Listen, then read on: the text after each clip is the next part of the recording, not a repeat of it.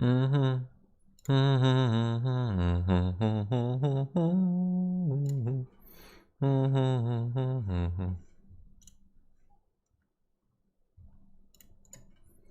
Hello, hello. Paste duplicate.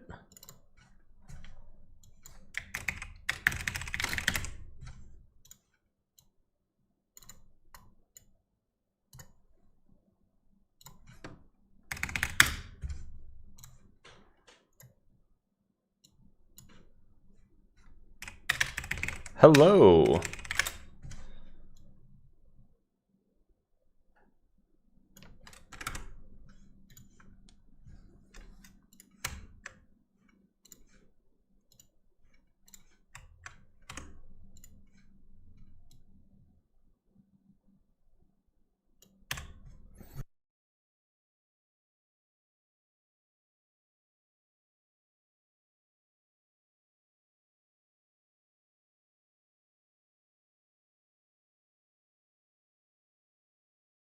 Oh, there you go. Okay. Let's bring up our first guest. Hello? Howdy, the truth is here. How's it going? Good. What do you believe? I believe in the God of the Bible. Why so? Well,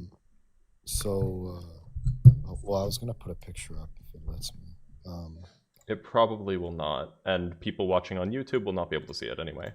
Okay. Well, I was meaning to show you, but so there's this mountain. It's in real life, and it's also mentioned in the Bible. It's called. You might have heard of it. It's called Mount Sinai. Yep, I'm familiar with Mount Sinai.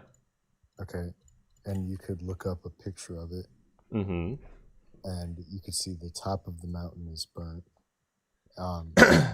Okay. And in the Bible, it actually mentions that the mountain was burnt. I'm looking at it right now. It's not burnt. It's just a mountain. No, the top of it's burnt. The top's not burnt. It's just normal color. I've looked it up. Show me. You might be thinking about something in Saudi Arabia, which is not the same thing. But yeah, let me show you. Yeah. Let me show you what I pulled up. Sorry, I just gotta... This is always annoying. I have to go find a browser. Browser tab. Okay, we will just grab a window capture.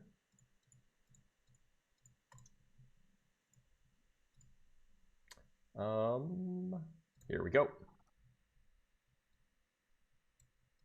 Doesn't look burnt to me.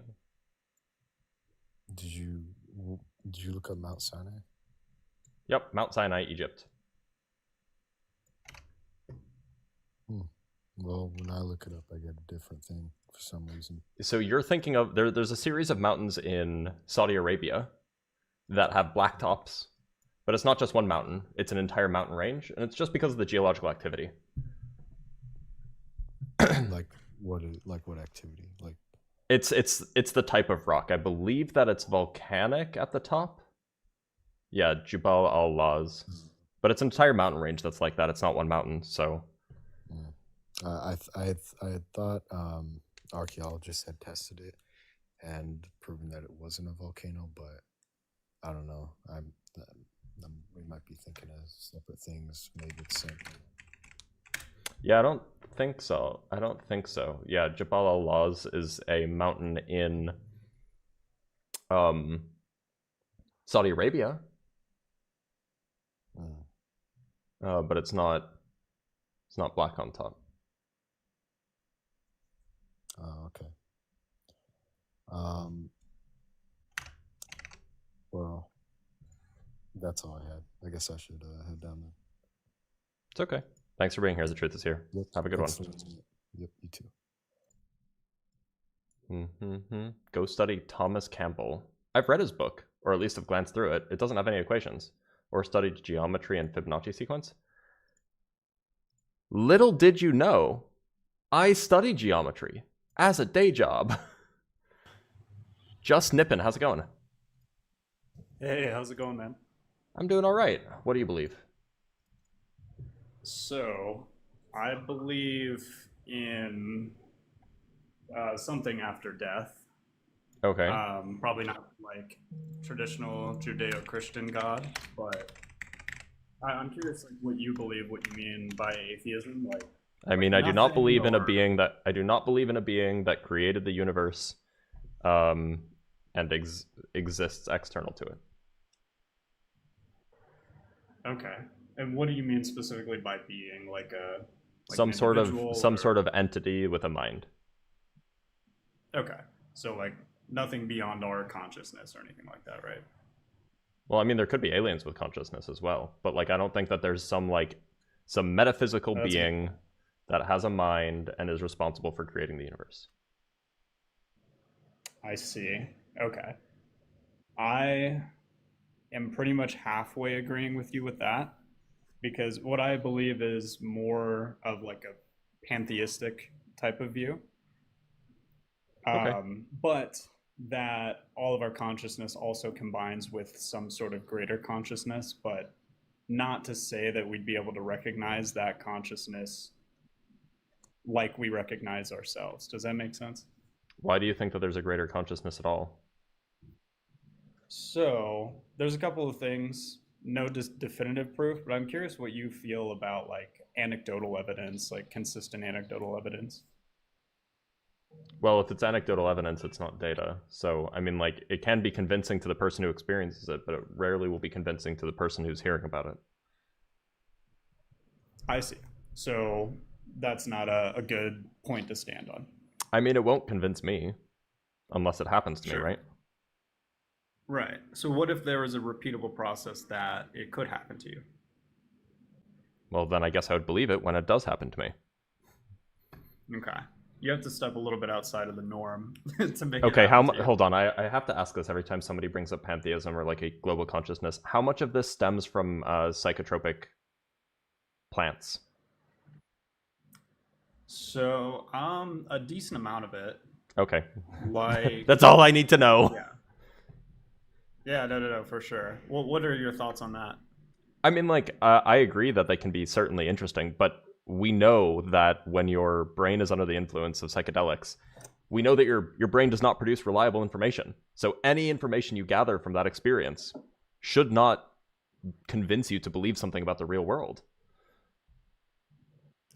That's true, and I do agree with that. And I try not to stand on that leg, um, even though that does make up a decent part of the beliefs there. But more of, yeah, I would say like half of it's psychotropical plants. The other half of my pantheistic view is the way that our universe seems so perfect. And like, I, I feel like there's this one thing that would like make or break the argument, which is like the unified field theory. You know what I mean? Sure. For pantheism. How would that affect pantheism at all? The idea is that like the universe is God in a sense. I'm not a huge fan of that word, but Well, then you may as well just and be an atheist because you don't disagree with atheists about anything. Atheists agree the universe exists. You agree the universe exists. You just call it God. There's no substantive disagreement. Yeah, that's a good point. I do believe there's something after death though, as well. Something beyond our universe. You think so? Why? So something about this world seems like it's just not the end, and that's not evidence whatsoever. But You're right. It's not. yeah. But yeah, no, that's pretty much all there is to it, honestly. I mean, I think that there's more beyond it, but this is the first time I've ever tried to talk to an atheist about these kinds of things, so I wanted to give it a try. Well, it turns out you have more in common with us than you think.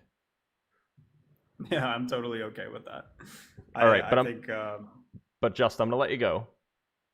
yeah, Because no worries. we agree on basically everything, it seems, except the mushroom stuff. Yeah, Have a good one, sorry man. about that. I No, will no, it's say fine. I It's do fine. love your content, and I appreciate everything you do, man. I appreciate you. Thanks for being here. Yep. All right, bye. All right. There's somebody waiting on YouTube, Andy, but I did promise somebody else would come on next. So you'll be, Andy, if you're watching on YouTube, you'll be up after LC Bus.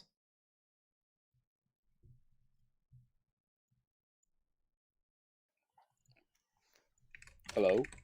Hey, how's it going? You said you had some good proof?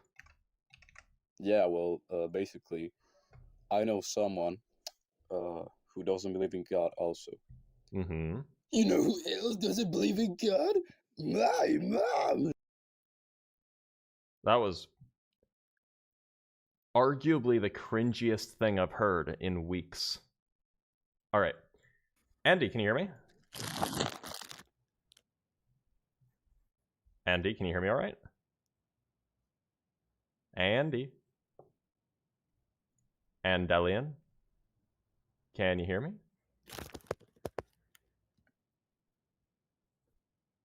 And dude, Hello? can you hear me all right? Yes. Can you hear me? I can. Great. Let me just pass your audio through. And I think your audio probably already is. Can you give me a mic check? Yes, sir. 1, 2, 3. Great. You sound great. You So, Awesome. what should I call you? Is Andy good? Andy's great, yeah. All right. What do you believe in? All right, so we had like this conversation, I think around. Oh, yeah, I remember you. Yeah. Right. Yeah. So, back then we were sort of interrogating the sort of like how an individual conscious experience could arise under a reductive materialist or naturalist account of the world. Sure. And yeah, you gave a pretty good gave a really good account of it, and you also gave like some great examples of like ants having what seems to be individual personalities and whatnot. And that was super interesting, and I kind of wanted to move forward and sort of interrogate other aspects of what most theists would sort of point to as evidence of Sure. a good God, which is uh like aesthetic beauty is like one of the big ones, right? Like whether it's uh art or like visual art or music, things like that. Like under a reductive materialist account, why would these things sort of arise? Why would there be beauty? I mean, I kind of view beauty as just preference. Interesting. Would you say that they're like like not I want to avoid the word objective here, but like commonly held or like almost universal like criteria for beauty? Sure, but all that means is that there's a common preference. Like, I mean, for example, most people will not enjoy eating poop. Okay. So they have a okay. preference to avoid that. Right. But And that's yeah. yeah. Sorry. But eating poop would have like a you'd have a pretty good evolutionary reason to avoid eating poop, right? Like it's kind of it would cause you some level of unhealthiness. But for art, I'm not sure if there's like an analog there, right? Maybe there is. Maybe there isn't. I mean, like, I'm sure this has been studied in the, in the psychology, like evolutionary psychology literature, even though evolutionary psychology can be a bit sketchy. But like, I'm sure that this is the kind of thing that has been studied. I mean, like, I'm not an evolutionary biologist or a psychologist, but like, I'm sure that if we Googled, I'm sure we could find some papers discussing this. Okay, yeah, I might have to just look into this by myself because just off the top of my head, it seems kind of unintuitive, at least. I mean, it seems, I don't know, it just seems super plausible that like preferences are a thing. Like, I mean, consider this. I mean, here's one basic account of aesthetics, or at least like a kind of example of proto-aesthetics. The way that we judge sexual partners is based off of certain physical characteristics, right? And if we can tie that to aesthetics, and then we can abstract that away, well, now you have people thinking that the Mona Lisa is beautiful. Certainly not in like a sexual sense, right? I mean, Or, like, no, but the point is that there's some level of abstraction that you do. I Although some understand people that. might be into that. Who Oh, knows? who knows, man? Some people are like that. But There's a reason why it's behind glass. oh man, I don't even want to think about it. Anyway, um, the point that I'm trying to make here is that it seems like any link that you make has to be at least like slightly contrived, and it's not immediately apparent. Like this link between sexual selection and aesthetic beauty, it might make sense for the Mona Lisa, right? Because like very symmetrical. Well, it could just be shapes, right? I mean, like, think of how a neural network works. Like a Right. neural network, the way that it processes, at least old ones, I don't know how the new ones work, but the old ones basically essentially decompose things into like kind of basic shapes into like, you have two parallel lines vertically, or maybe you have a triangle that points one way. And so if our brains work like that, then the things that our brains might be attracted to are, if you're a modern man, our brains might be attracted to smooth curves. And then, like, now your brain is just hardwired to like things with smooth curves. Oh man, keep on talking, Blitz. I'm almost there. Oh, sorry. Oh boy. Oh boy. I apologize. Oh no. No. All right. That could be the case for sure, but is this? I'm not sure if this is like entirely plausible, right? Like, reducing it to shapes is like it could work, but then do we observe anything similar in our like other hominid, not hominid, but other ape counterparts, where it's As like, in there's like this, art, or just like, preference for shapes. as in art, but shapes could also work, right? I don't know. under this Let's see. Let's look up chimpanzee art preferences. Somebody would have studied this, right? probably. Figural preferences in the drawings of a chimpanzee. A chimpanzee interested in scribbling was allowed to draw on sheets of paper with previously prepared visual stimulus characteristics.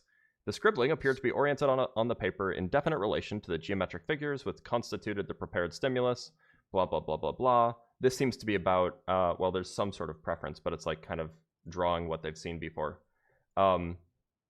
Cross-species comparison in the evolutionary study of art. A cognitive approach to the ape art debate. So, I mean, look, this isn't something I thought about, but this is something that somebody's thought about. So if you want to know more about it, go look. I see. All right, yeah. That's interesting. Okay. But further than that, like I do want to sort of encompass the sort of entirety. I do want to cover like the entire field of aesthetics beyond just visual art, right? So like Sure. another strong one would be like music, and the final one, I think, the final big one would probably be humor, right? Like humor is an interesting thing, but like why music? Why does it seem like certain, for example, a beat, right, can evoke like a universal emotional response, or almost universal emotional response amongst people, like sad music? I Like, don't know, but it's not universal. It's not universal amongst human cultures, and it is universal amongst animals, not properly universal. So there's two things happening here. One is that the major-minor distinction is like a Western European thing. If you go listen to art from other origination points, they don't have the major-minor distinction that we do. They will have different kind of tonal preferences and things like that. So that's not even particularly universal. And secondly, animals seem to enjoy music. So interesting. like, I mean, just this day, I scrolled past a video, or yesterday, I scrolled past a video of an owl bopping to music. Yeah, I guess it like sort of, there's limitations in the intersubjective communication there, though. Like, Well, how much yeah, is but like, yeah, but like clearly, like the music is having some sort of influence on the owl, right. right? And somebody mentioned in the comments, I've seen another video of, and again, this is all like anecdotal stuff, but I'm sure that it's been studied. But like, I saw a video, a while ago of a dude playing trombone, and a whole bunch of cows walked up to him and just like were staring at him. So like, clearly they were interested in the sounds. Mm-hmm. Interesting. I'm looking it up right now. Yeah, it does seem to be the case. That's really interesting. I wonder, like from an evolutionary psychology point of view, what sort of reason, what could have, like, what sort of mechanism is responsible for that response, for that result? Yeah, I have no idea. Absolutely no idea. But that's not to say that like there isn't an explanation or there isn't some sort of justification. But the fact that it's present in a lot of animals, and the human response isn't universal amongst humans, I don't know, just makes me think that like it's actually not that special to us. Right.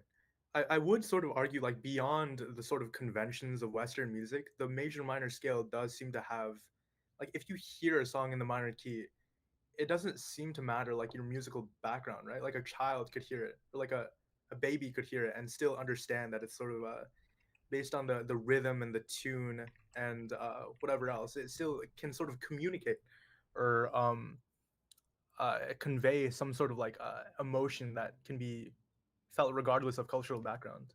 No, it's Uh, actually quite the opposite. oh, interesting. Man, okay. Like the association with like major is happy and minor is sad is like strictly cultural. Mm.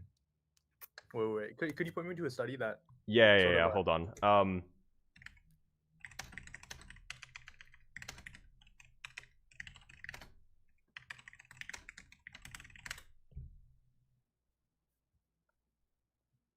I think this is a like a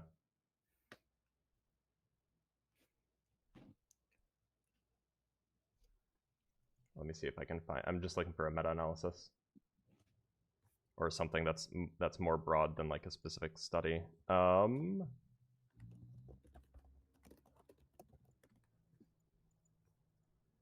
So this is. I'll post it in the Discord. You're still in the Discord server, right? I am not. Bummer. That's that. fine. So I can't. I don't know how I will send. Oh, actually, I can paste it into the. Feel free to- yeah. I can paste it into the chat here on in the room. So this isn't a study. This is kind of like a blog post, but it has various references. And one of the headings is the preference for consonants varies across cultures, but the aversion to harsh dissonance is universal. And so like this is a thing that's generally pretty well studied, and a lot of it is cultural.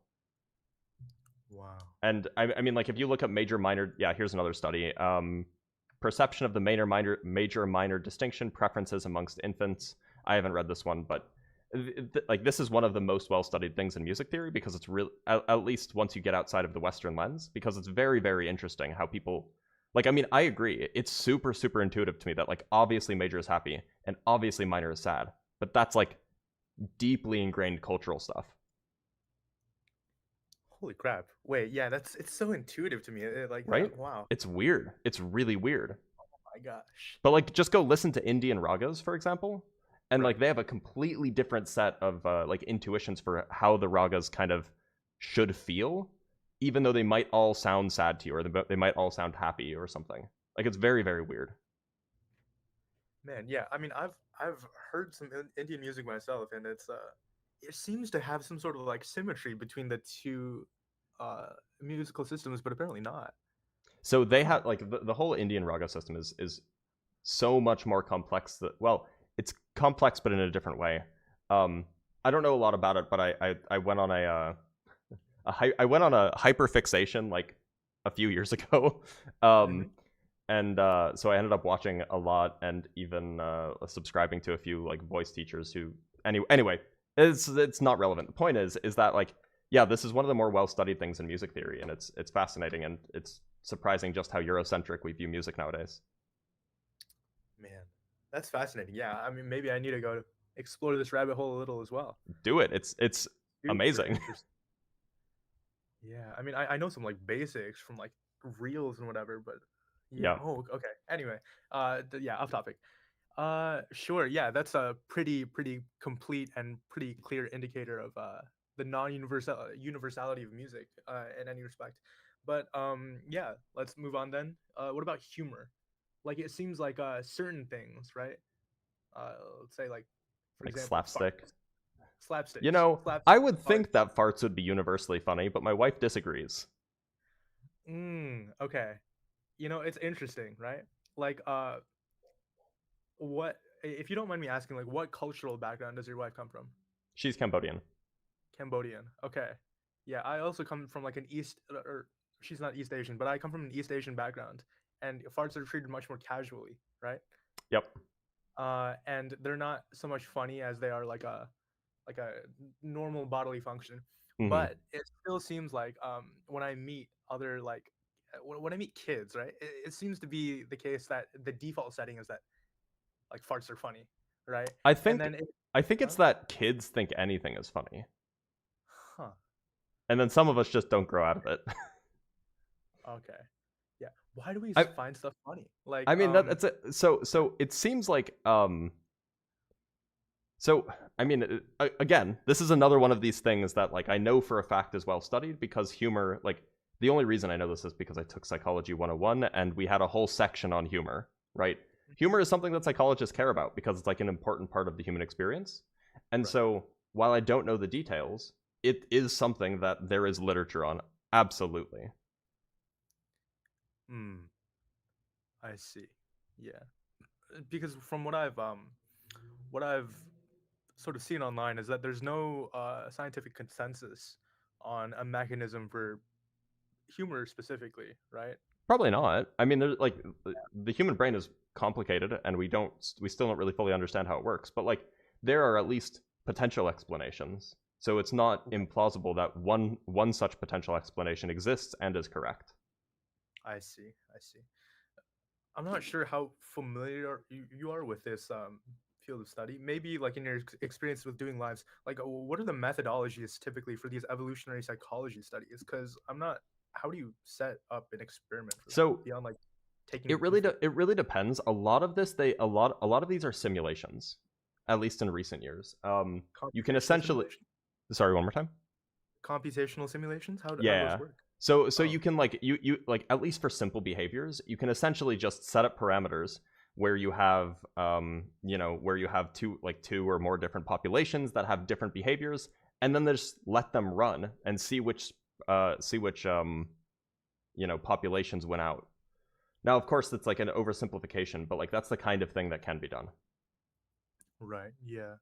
I mean, it's hard to test it otherwise, right? What you can do, another thing that you can do, by the way, is you can go look at disparate populations amongst humans, but we're pretty interconnected now, so it's a little bit trickier. Right. Yeah. And then it's interesting that you say that for like simulation.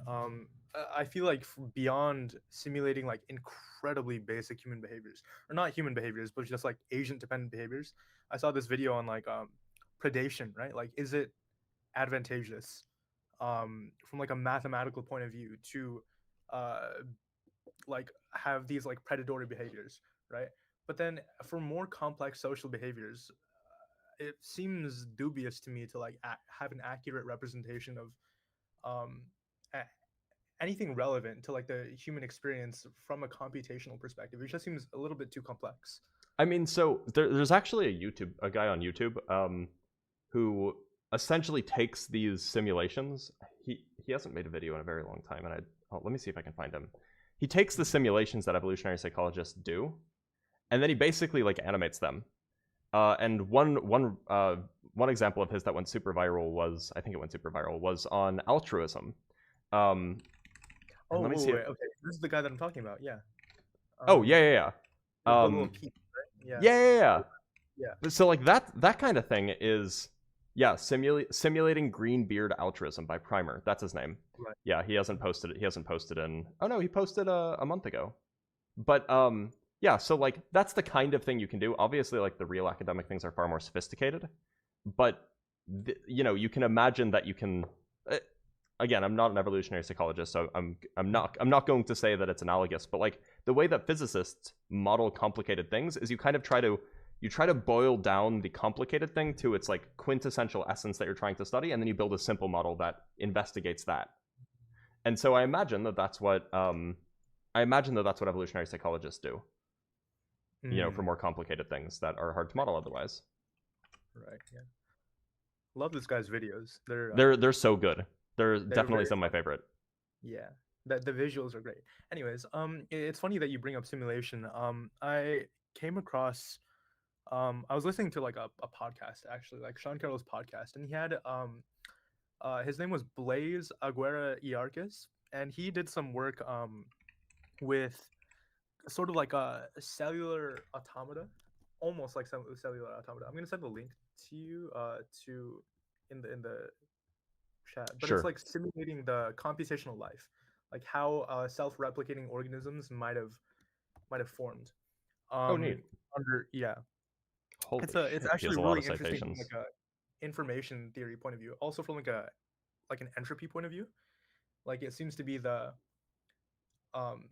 like certain arrangements can sort of like offload like the okay, no, I can't really explain this super well, but like certain arrangements sort of like maximize the entropy of a system by like forming these like stable structures. But anyways, it's slightly off topic. But okay, yeah, I apologize. It's okay. Not super. I'm not feeling super cogent today. Um, so yeah, it seems to be the case. With the simulations that he did. By the way, can I curse on here? Yeah, you're fine. You're okay? allowed. So he uses. Are you familiar with like brainfuck? Like it's an Is that the coding language that's terrible? the coding language. Yes. Yeah, okay, yeah, I'm familiar. not yes. Okay.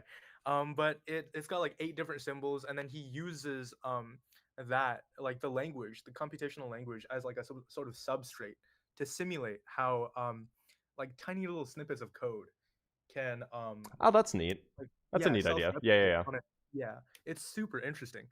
Um, and some of the patterns that he observes were that it was actually under a variety of different starting conditions. It's actually somewhat extraordinarily likely that you can end up with a self-replicating organism, right? Or some sort of like some set of superorganisms, or like a set of organisms forming into a superorganism. You're not making your case well. Oh no! I'm getting there. I'm getting there. Okay. But the point is that okay, in a sense that could be in a contrived sort of sense that what I said earlier could be making my case. But beyond that, right? What I was trying to say is that under these like starting conditions in which we saw organisms develop, this is kind of going back to individuality. They very quickly formed. They weren't disparate for too long. These organisms that we observed, right? They very quickly formed into like superorganisms, if you can even call them that. But they very quickly cast off any sort of like pseudo individuality that we might label that we any sort of behavior that we might label as individuality, and they like sort of became like incredibly like man, what am I trying to say? They became like organized and like one organism, which is something that do you see what I'm trying to say? I saw Yes, and in some sense, you could argue that that's what multicellularity was, right? Right. Okay. I mean, like the evolution of multicellularity was you have a whole bunch of cells that used to be, individual organisms, and then they just basically clumped together and became one organism. Yeah. One very big organism. Mm-hmm. Or alternatively, maybe at some point in the future, we will all become a hive mind. It feels like it's been a while since like the development of multicellular life, and well, consider this. Evolutionarily speaking, multicellular life has just been getting bigger.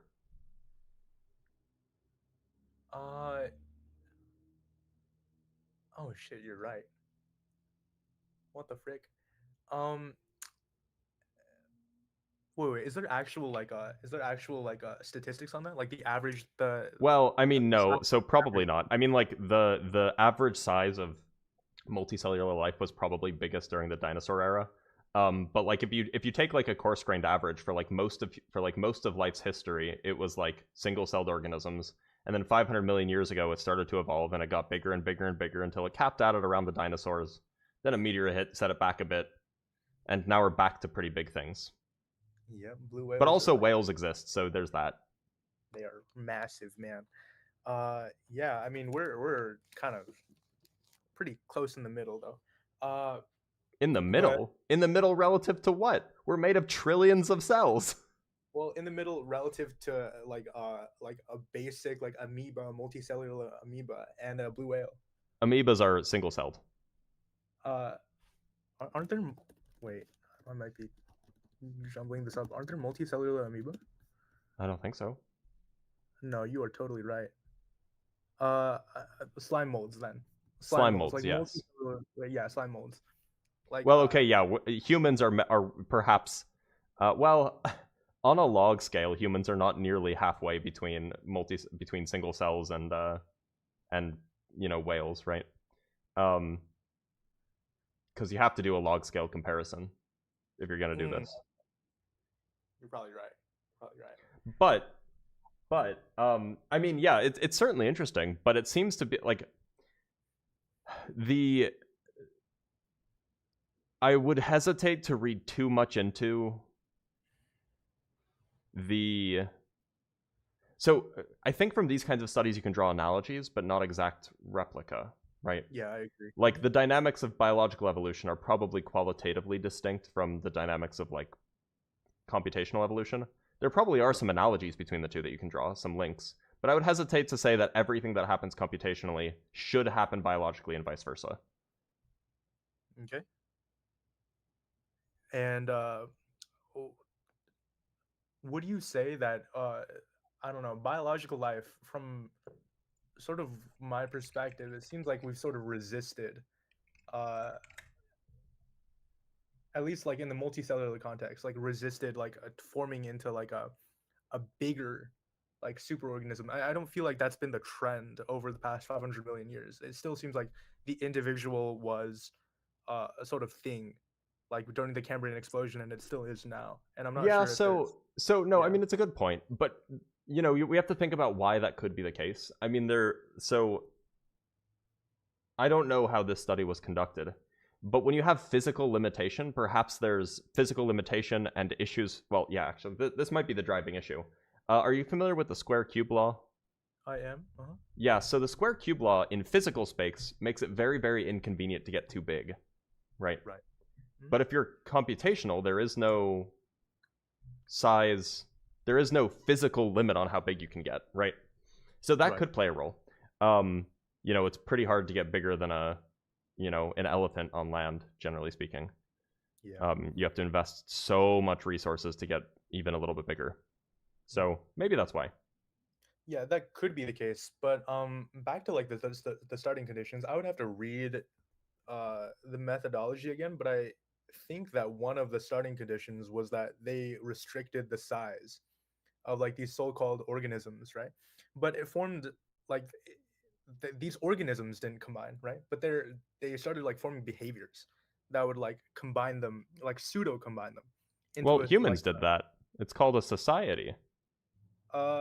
Right, but we're not in lockstep as much as these like code snippets are. And I don't know. I mean, if you were an alien and you went and you just saw, if you were an alien visiting New York City and you saw a bunch of people wearing white shirts, black ties, dress pants, walking into a big building, sitting in front of a computer for 8 hours, and then leaving, you might think, wow, these are all the same.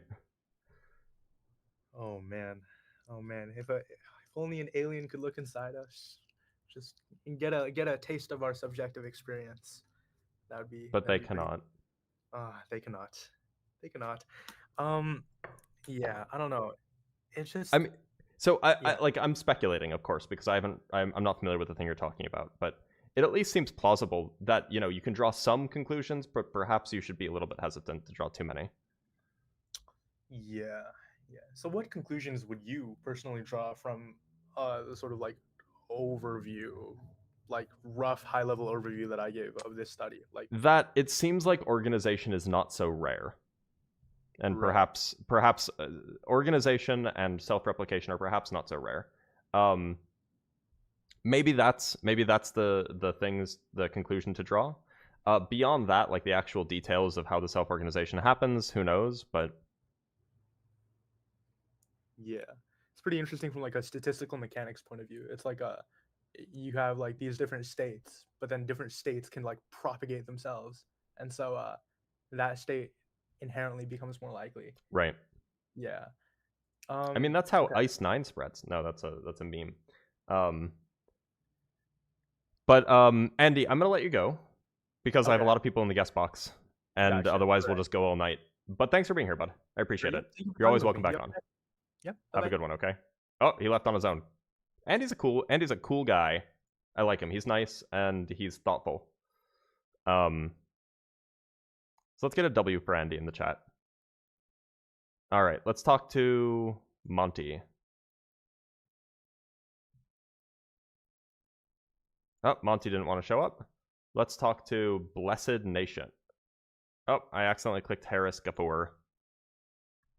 Harris, how's it go? Harris? Hello. Harris, how's it going? I'm here. Everything's good. How's it going with you? I'm doing all right. What do you believe in? How are you going to convince me of it? Well, I am a Muslim. I believe God created everything that existed, and He sent prophets for us to follow. Okay. And the reason why I think you should do that is because it's a very safe bet. It's safer than to know He doesn't exist. I think it is more likely that God exists than it is likely that He doesn't. Would you agree with that? Why so? So 1 sec, I have to address something. Monty, I just accidentally clicked Harris's name, but I'll bring you up next, Monty. Don't worry. Okay. Sorry. So why do you think it's more likely? Well, because it is more likely that the universe was created by an entity than it is likely that it just happened out of nowhere. How do you figure? Well, because we know that things don't come into existence and out of existence out of nowhere. We know that there's a lot of How do you know that? Well, because I've never seen something popping into existence and I've never heard that Right, but happen. have you ever seen nothing? No, you can't see nothing. So then how? So you have no experience with nothing. So how do you know that things don't pop out of nothing? Well, because nothing doesn't exist in this universe. There's always something. So right? It sounds like if you're claiming that nothing doesn't exist, then it sounds like you're claiming the universe is eternal. I'm saying nothing doesn't exist inside this universe. So then, right? I mean, okay, so let's suppose that that's the case. Then you have no justification for believing that things can't pop out of nothing. Well, it never happened. They can't just not in your experience, but you've never experienced nothing. So how do you know it never happened?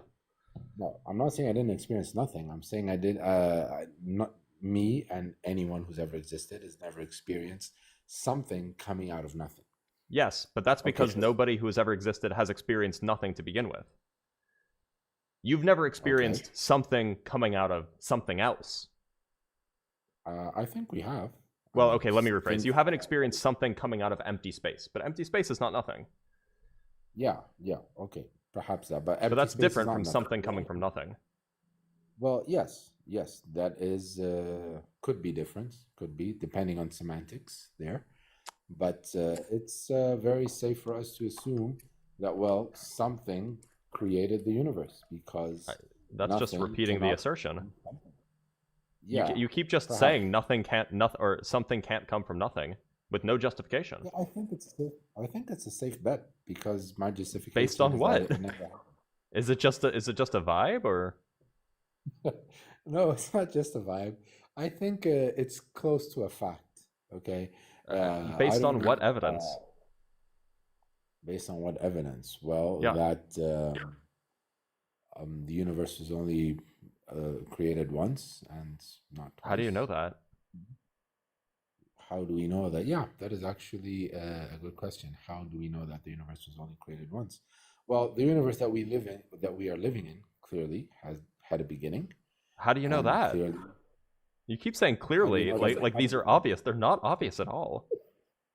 Isn't it obvious that okay, so when you look at the Big Bang Theory and you see that there was a point in time where basically we can say that all matter was in one small space and then over a long time it just spread. So you can tell that there was a time where there was space and time were together in a very small space, and there's a time before that.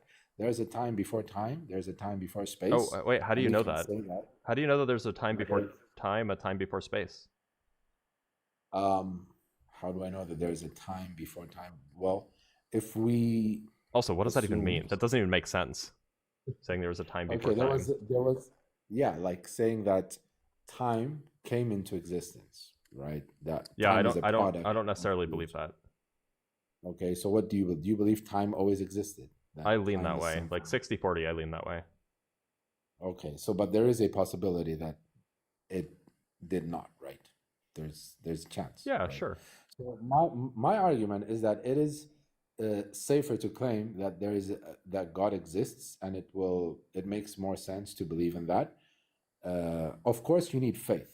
Of All course, of your there is faith. justification for that claim that it makes more sense was was lacking. You didn't present any justification for any of your claims, and yet you're saying that it's more likely. Yeah, I think it's more likely. I mean, if we take your statement of 60-40, then 60-40 that the perhaps universe is eternal. 60-40 that the universe is eternal. So Yeah. I would say it's the other way around. I would say it's 70-30 that it is not eternal. Okay, so let's I would say that. let's take that. So you have there's a 30% or a 30% chance that the universe is eternal, Right. which means that there isn't a God, right?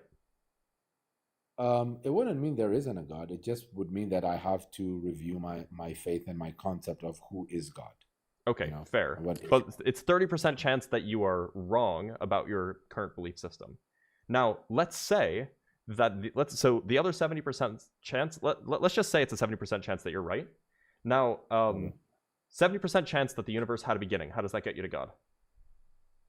Okay, well, if we say that the universe had a beginning, then there was someone who made it begin. There's How do you know? Why couldn't it begin on its own? Well, because things in this universe need to be caused for them to happen. The law of causality. I don't know if you've heard of the What Kalam caused God? cosmological What? Sorry, argument. yeah, I'm familiar with it. What caused God to create the universe? Well, at this point of the arguments, we don't know, and I don't think that matters. Right? Well, It no, I wouldn't mean, if matter. you're going to make the claim that everything requires a cause, then you better have an explanation for what caused God to create the universe. Otherwise, you're I'm just sure you're he just has doing a special reason. pleading.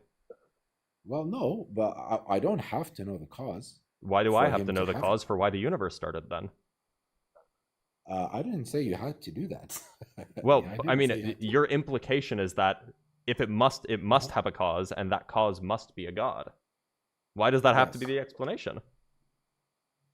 Well, okay, so let me take a step back. So, we're saying that assuming the universe had a beginning, right?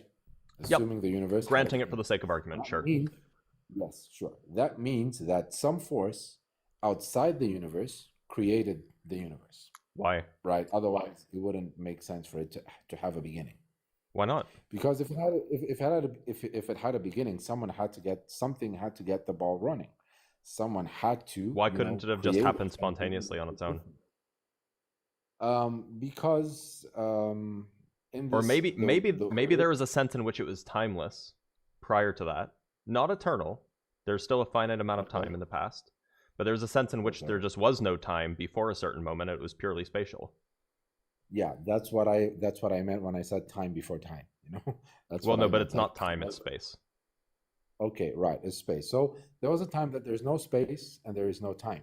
Well, no, And, under this view, it's possible that there could be there would be no time where there's no space, but there would Yes. be a time in which there's no time. Yes, exactly. But that doesn't require an explanation because there's no time. It's just space. It's just space, yeah.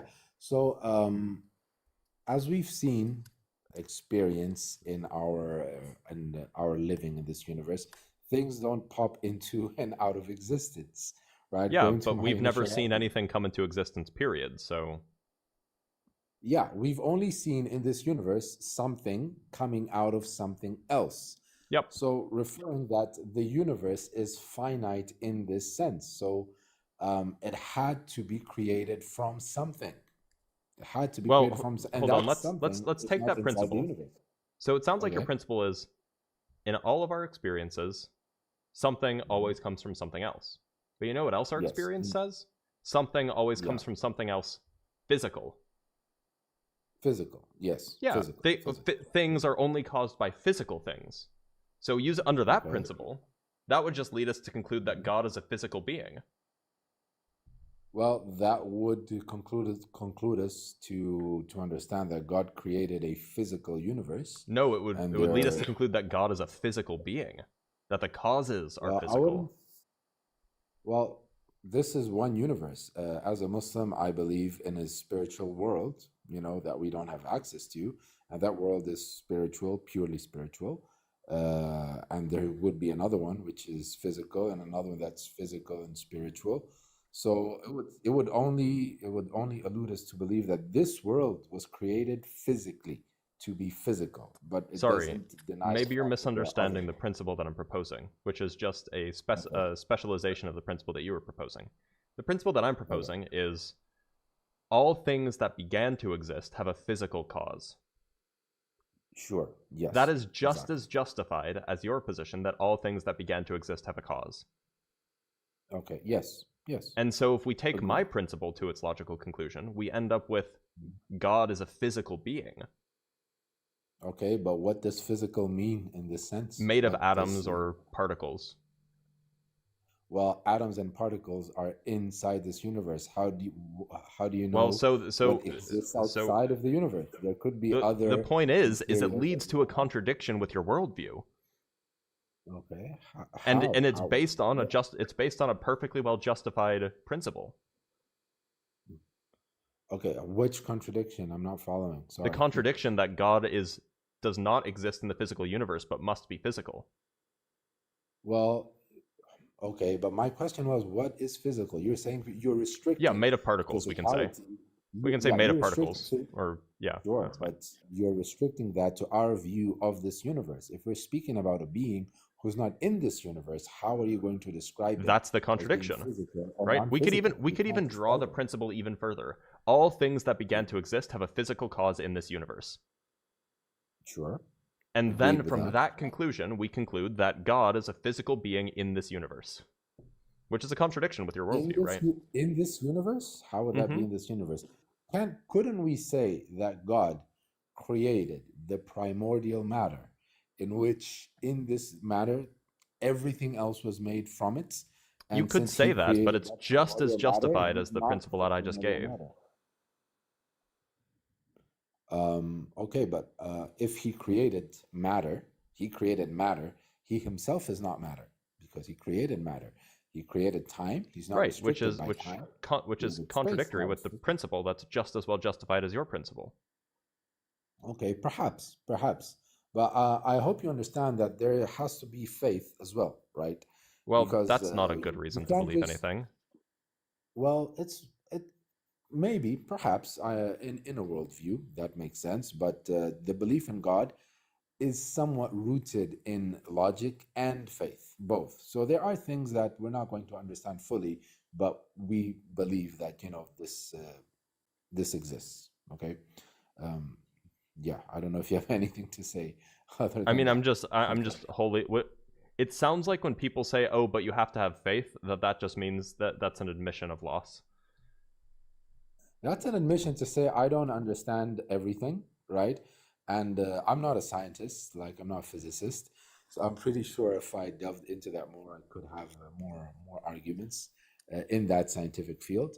But I wouldn't say I go with my gut feeling, but I do see that everything around me there needs to be a purpose, there needs to be a logic for everything. It doesn't make sense for it's like, look, if I show you my Samsung S22 and I tell you that this phone was made out of nothing, or that wind blew some sand and that sand fell into a fire and that fire burnt a tree and whatever, and then my phone made, would you believe that?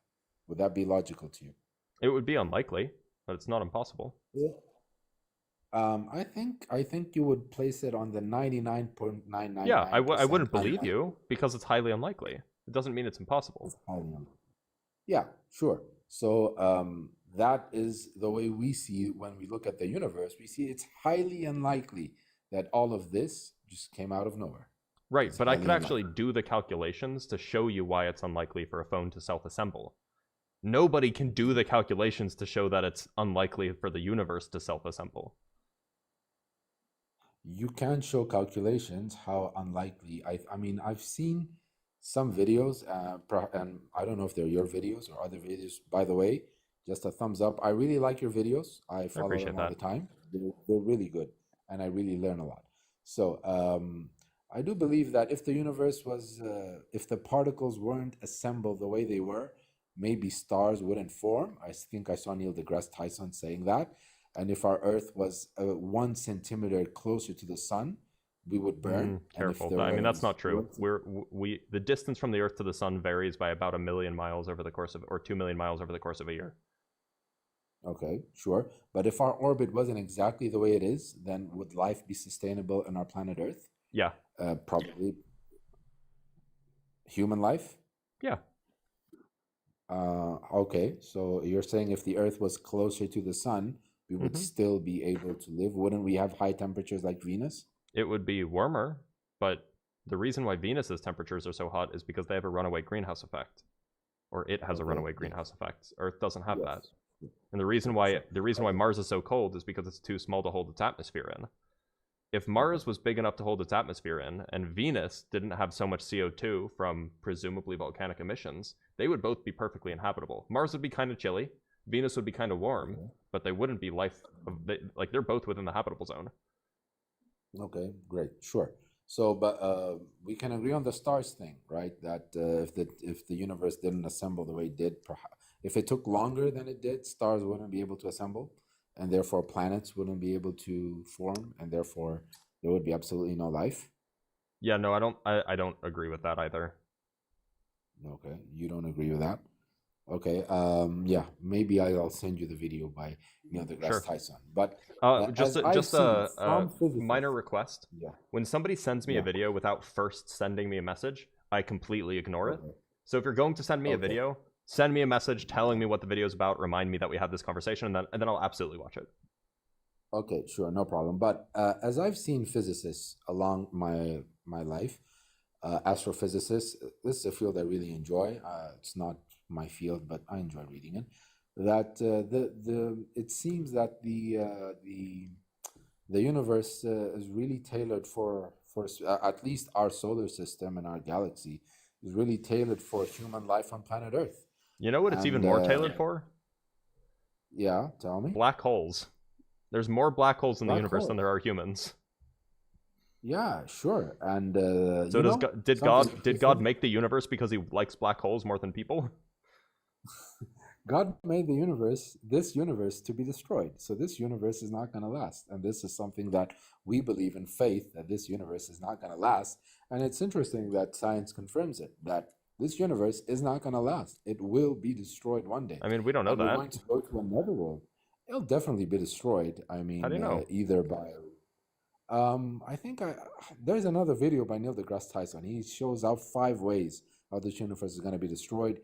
Either it's going to expand too much, that it's going to be super cold and everything's going to die, or it's going to... That's not destroyed universe. That's just a universe that ran out of juice. Yeah, a dead universe, right? Yeah, it ran out of juice. Is that the universe being destroyed? Okay, there's the other one where he says the universe is going to extend in a very fast rate. It's just going to rip itself apart. That one's been basically ruled out, by the way. Okay, thank you very much for that information. But yeah, so the reason why God made black holes, why this universe is imperfect, why stars die, is because this universe is not perfect. It's going to be destroyed. Isn't God a perfect creator? He is a perfect creator. Why would a perfect creator make an imperfect universe? He made an imperfect universe so that those who are worthy are going to go to the perfect universe, and that is our faith, right? Why would he want to make an imperfect universe? So that those who are unworthy of the perfect universe... Why would he make anybody unworthy to begin with? Because if you have free will, then that is a consequence of free will, right? Being worthy. Yeah, but he knows the future, right? He does know the future. He knows who's worthy. So he knows who's going to be worthy and who's not going to be worthy from before he even made the universe. Yeah, exactly. So why bother making the universe at all with people who are unworthy when he could just make the perfect universe and put the people who are worthy there? Well, okay, then perhaps we could argue on the concept of time, as we are limited in time and God is not limited in time. So, as I see it, in God's view, we're already dead. Everything's already happened. It's like we're stuck in a movie that you have to go all the way to the end of it because Right. Why did you're he make stuck a in movie it. that was kind of shitty? Why wouldn't he just make a better movie? Well, because of free will, right? If we have No, free will, it but he means doesn't we have to need live to out our make free choice. will. Why not just make a better universe and put the good people in the good universe? This is like the argument is basically the argument you're making is basically, you know, he had to create a reality TV show where people do stupid things. No, he could have just made like a good show or a good movie. I think this is a good one. I think it's a good Well, movie. it's not There are- perfect. there You are agreed that it's not perfect. Yeah, it can be perfect. It can be perfect. It's Wait, good. It's not wait, no, it could be perfect. He knows how to make a perfect universe, right? and he did. There is a perfect universe. It's Well, not so why perfect. why did he make it? Why did he make the perfect universe and the imperfect universe? Well, because if he's going to make a perfect universe for us humans who have free wills to live in there, then we need to pass through a test to see He knows if we're ready or not. So He okay, does know it, when but a understand, teacher, in his perspective, in God's perspective, okay, everything already happened. I Time understand. to God I is I, not- under, is I not understand. a- When a teacher Yeah. makes students take a test, why do they do that? because they want them to be better. They want to test their students, their knowledge. Right, and it's the to second teach one. them more. Teachers use tests to evaluate knowledge or to evaluate skill or competence or whatever, right? That's the Yes. purpose of a test. It's an evaluation mechanism. Would a Okay. teacher need to do need to run a test, need to make their students take a test if they already knew how competent each student was? Okay. Yeah, no, of course not. Of course not. So why does Definitely God knows how competent we are? Why does he need a test? the test is not for him, it is for us. It's not for him. A it's test for us. isn't a test is never for the person taking it. A test is for the person evaluating it. That's what a It test depends. is. It depends. I can test my students just I mean, I go for the first one, which is when I test my students, I test them so that they can become better. You know, That's not so what I'll give tests them tests that- don't make people better. Well, the way I do it makes them better. Yeah. It Why? might make them Because it might make them makes you study acknowledge more your flaws. later. Yeah, it makes you But acknowledge that's your flaws. that's it only makes you- because there is a later to study more for. yeah, If the if the exactly. a final exam, which is what you're proposing here with God's, you know, test to see whether we get to go to the perfect universe or the bad place, the final Yeah. exam doesn't make students better, right? It can't because it's the final exam. Well, yes, but you have small exams, which is during your life. You So know, why every does he have single the day. final exam at all? Why does he have the final exam? Well, that is all for us. It is all for us. Final It is for- exams don't benefit. Final exams aren't for the students, right? Students don't benefit from the final exams in that course because they can't improve. This course is already over. Yeah, sure. So sure. the final exam in this analogy it can't be for us, which means it must be for him. Well, no, I would still say it is for us, and it is not How for is it for him us if when- you can't improve afterwards? If it's the last thing you do? Well, firstly, it is for you to acknowledge okay, so we're speaking about Judgment Day right now, right? Mhm, So let's yep. speak about Judgment Day. So in Judgment Day, what is going to happen? Of course, God is going to tell you to read your book, and you're going to see your actions. You will acknowledge your flaws, and you will then, you will. How does You that will help see us? why you deserve God's punishment or why you How does that deserve help us at God's all? forgiveness. How does it help you? It brings fairness. It's showing you that God is not just deciding out of his own decision, but it is your actions, and He's showing you that these are your actions. This is what you deserve. Wait, but And if why? you Wait, want so hold on. Then what was the whole? What was the so? If the only purpose of the test is to make people feel bad when they end up in the bad place, what's the purpose Yeah. of creating those people at all? What is the purpose of creating those people? I think it goes back to free will. If God No, created why us, create them? He knew who's going to end up in the bad place anyway.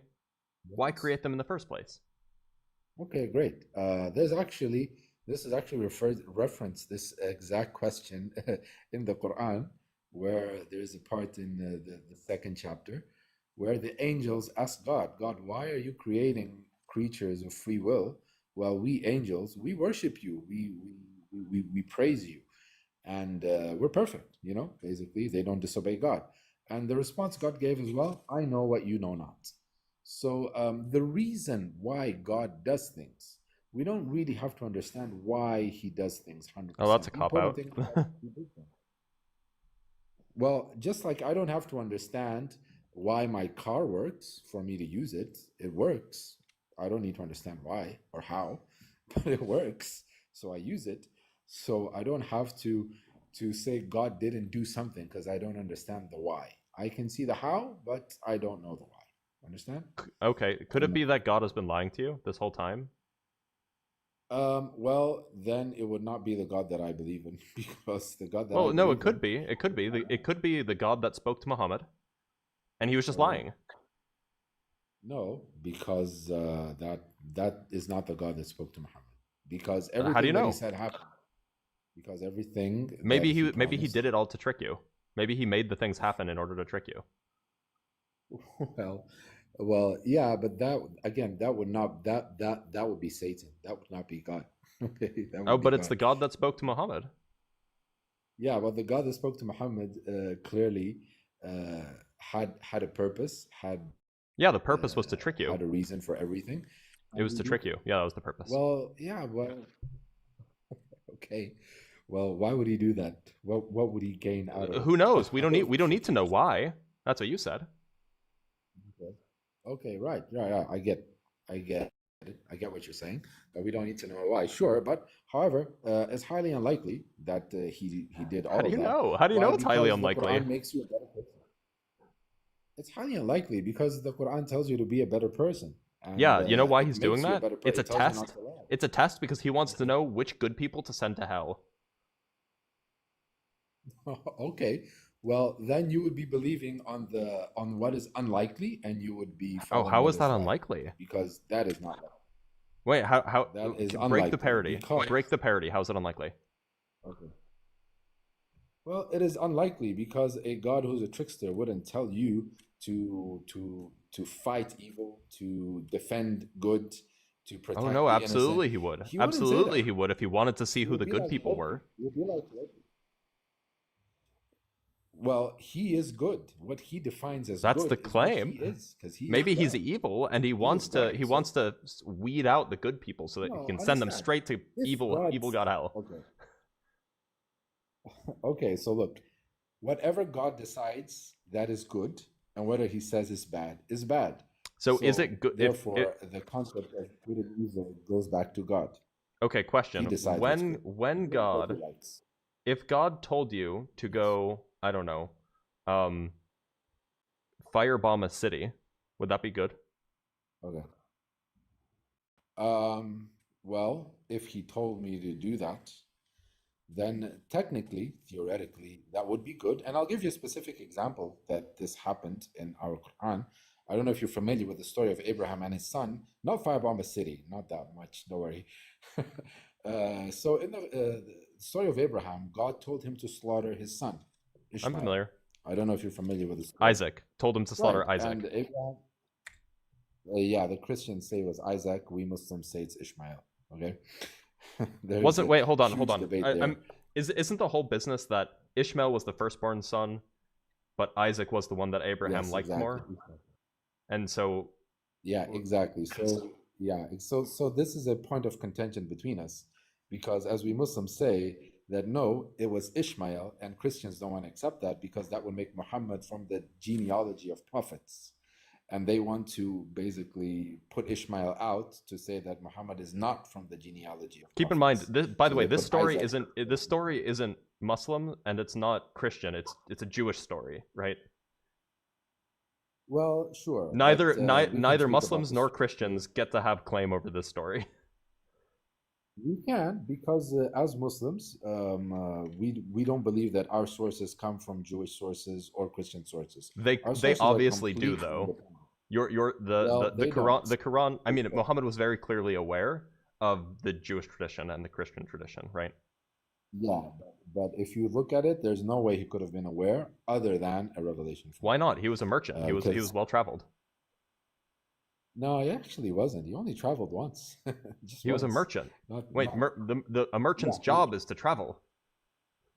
Yeah, he was a merchant inside the city of Mecca. So he talked with lots of people then. Yeah, but there weren't Jews in Mecca. There weren't Jews. No, but there were other traders who would have traveled far.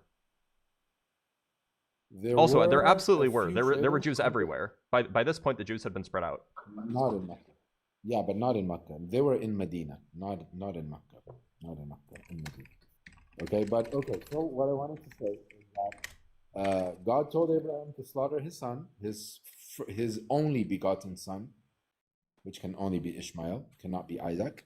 And when he did that, the knife didn't cut. So if God will tell you to do something that you think it's bad, at the end of the day, it's not going to be bad. It's going to be good. Okay? By the way, this is sorry, I just have to correct you on this. There was a Jewish cemetery in Mecca in 692. No, that's Medina. In Mecca, Medina, there was a Jewish cemetery in Mecca. That's Medina. There's no cemetery in Mecca.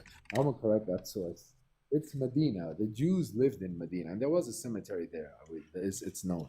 It's Medina. The source is wrong. Okay, the Jews were all in Medina. They were not in Mecca. This is well known. My source says otherwise, but okay, history, that's fine. The Arabs of Mecca, yeah, the Arabs in Mecca were completely unaware of Jewish law, Jewish tradition. They had no. Okay, idea. So let's grant that for the sake of argument. Do you think that there were any conversations between people in Mecca and people in Medina? Very unlikely. People in Mecca were very, very arrogant and stubborn people. So it's very unlikely. It's not like no. Wait. Sorry, you don't think that there was like trade between the cities? Well, because trade is how ideas spread too. Yeah, trade. Also, I'll give you more than trade. There's Hajj. You know, all the Arabs went to Hajj in Mecca. Yeah, even and that's how Islam. Ideas spread that way too. Yes, there were interactions. So it is plausible that Muhammad would have known about Jewish traditions. No, because the Jews normally they kept very, very to themselves. And the second not during the time of the exile. What? Not after. Not until like the 1100s did Jewish people really start forming enclaves. Well, in Medina they were pretty. You know, there's actually a good topic of discussion is where did the Jews of Medina come from? Because we have no idea where they came from, but we know they were there, but we don't know where they came from. Jewish sources don't tell us where they came from, and we don't know where they came from. But they were there, and they kept to themselves. But I was going to tell you that when the Prophet Muhammad was preaching in Mecca, the Meccan settlers didn't tell him, "You're only preaching Judaism. You're only preaching Christianity." How do you know that? They didn't say that. How do you know? Because because it wasn't recorded, right? No, we have all records. We have all records. Wait, you have all records of when like random merchants talked to Muhammad? Most of them, yeah. Most How do you know? Wait, no, you can't possibly know this. Because the things that are not recorded, you have no information of what information they contain. Yeah, sure, but we had a good chunk, and we have those people. No, you don't know that. You absolutely don't know if you have a good chunk. You only know the things that you have. You have no idea what you don't have. I mean, if you have like a detailed story, if you have like 50 narrations on the first year of his life, you know that okay, it's detailed. You know, the first year of his life, his birth. Yeah. No, sorry, but his prophethood. I meant his. Yeah. prophethood. So you don't. So how do you have any records of anything from the 10 years prior? The 20 years prior? Yeah, we do. How detailed? Not so detailed as after his. So nothing. So nothing to say that he didn't encounter Jewish people, or that he didn't encounter traders who knew about Jewish people, where he could have learned any of these stories. No details about any of this. Okay. Well, we have the detail that the city of Mecca was a pagan city, and they didn't like they didn't like monotheism. They didn't like Abrahamic traditions. They were very against that. It doesn't matter. People talk about things that they hear about. It doesn't matter Well, if they don't sure, like it they or not. talk People about talk it, but about in the stuff. ancient world, you know that people were very segregated, right? You know that It's not like that in the ancient world, nowadays that- merchants trade was how ideas spread. Yes, I know that. I know, and I know how many ideas came into Meccan ideology. We know this, but the thing is, it's not recorded anywhere. And look, we have a lot of records that we really don't like people insulting the Prophet, people hitting him, people slandering him, and they said a lot of awful things. But we don't have any record of people who were not Muslim in the beginning, and they became Muslim like 50 years afterwards.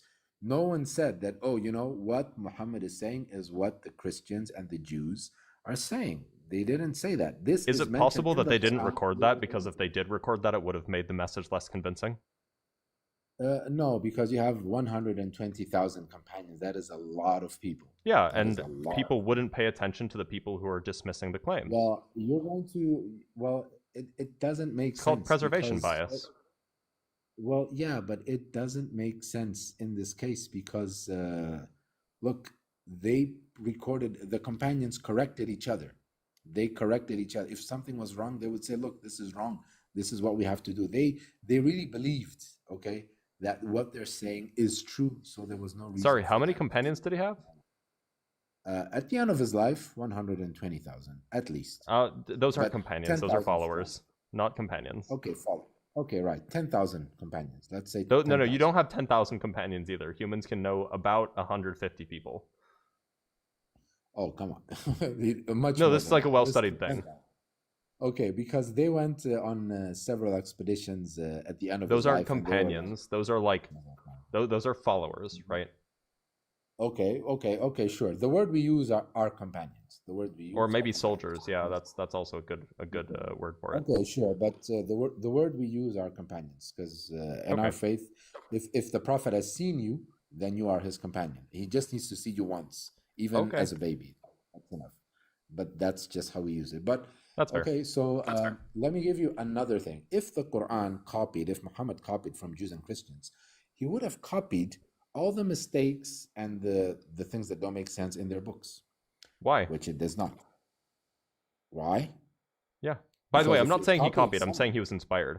Like, Yeah. obviously inspired. Okay, sure. You can claim that he's inspired, but you won't be able to show how he was inspired. But okay, if he was I inspired, mean, he was a would merchant. have- So, like, of all the people who would be familiar with the stories of the people in the area, merchants are the most likely. Yeah, but it's just unlikely that he's the only one who knew these stories and no one else knew them. He wouldn't have been the only one who knew these stories. Why would he have been Yeah, the only but one who he knew these? was. Why do you think that he would have been the only one who knew these If we stories? get- because no one else knew these stories other than him. How do you know? No one else reported. What? No one else reported these stories. No one else reported them. It's not reported. What do you anywhere. mean So no, reported they- them? People don't report stories. Do you mean like no one else they recorded do. them? Why would somebody record stories that weren't theirs unless they were claiming that they were theirs? No, what I'm saying is that if someone was telling these stories at the time of the Prophet Muhammad, and we do have people who tried to copy him, it would have come to us. Like, look, there is a narration of someone, just so you see how unbiased our sources are. There's a narration of one man who claimed to be his companion, and then he left Islam, and then he said, I wrote the Quran and I changed it.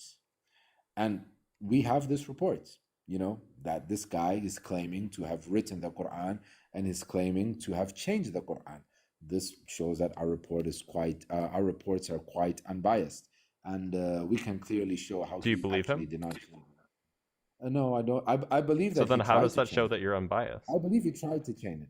I believe he tried to change it. He surely tried to change it. He did. He tried to change it. Wasn't successful.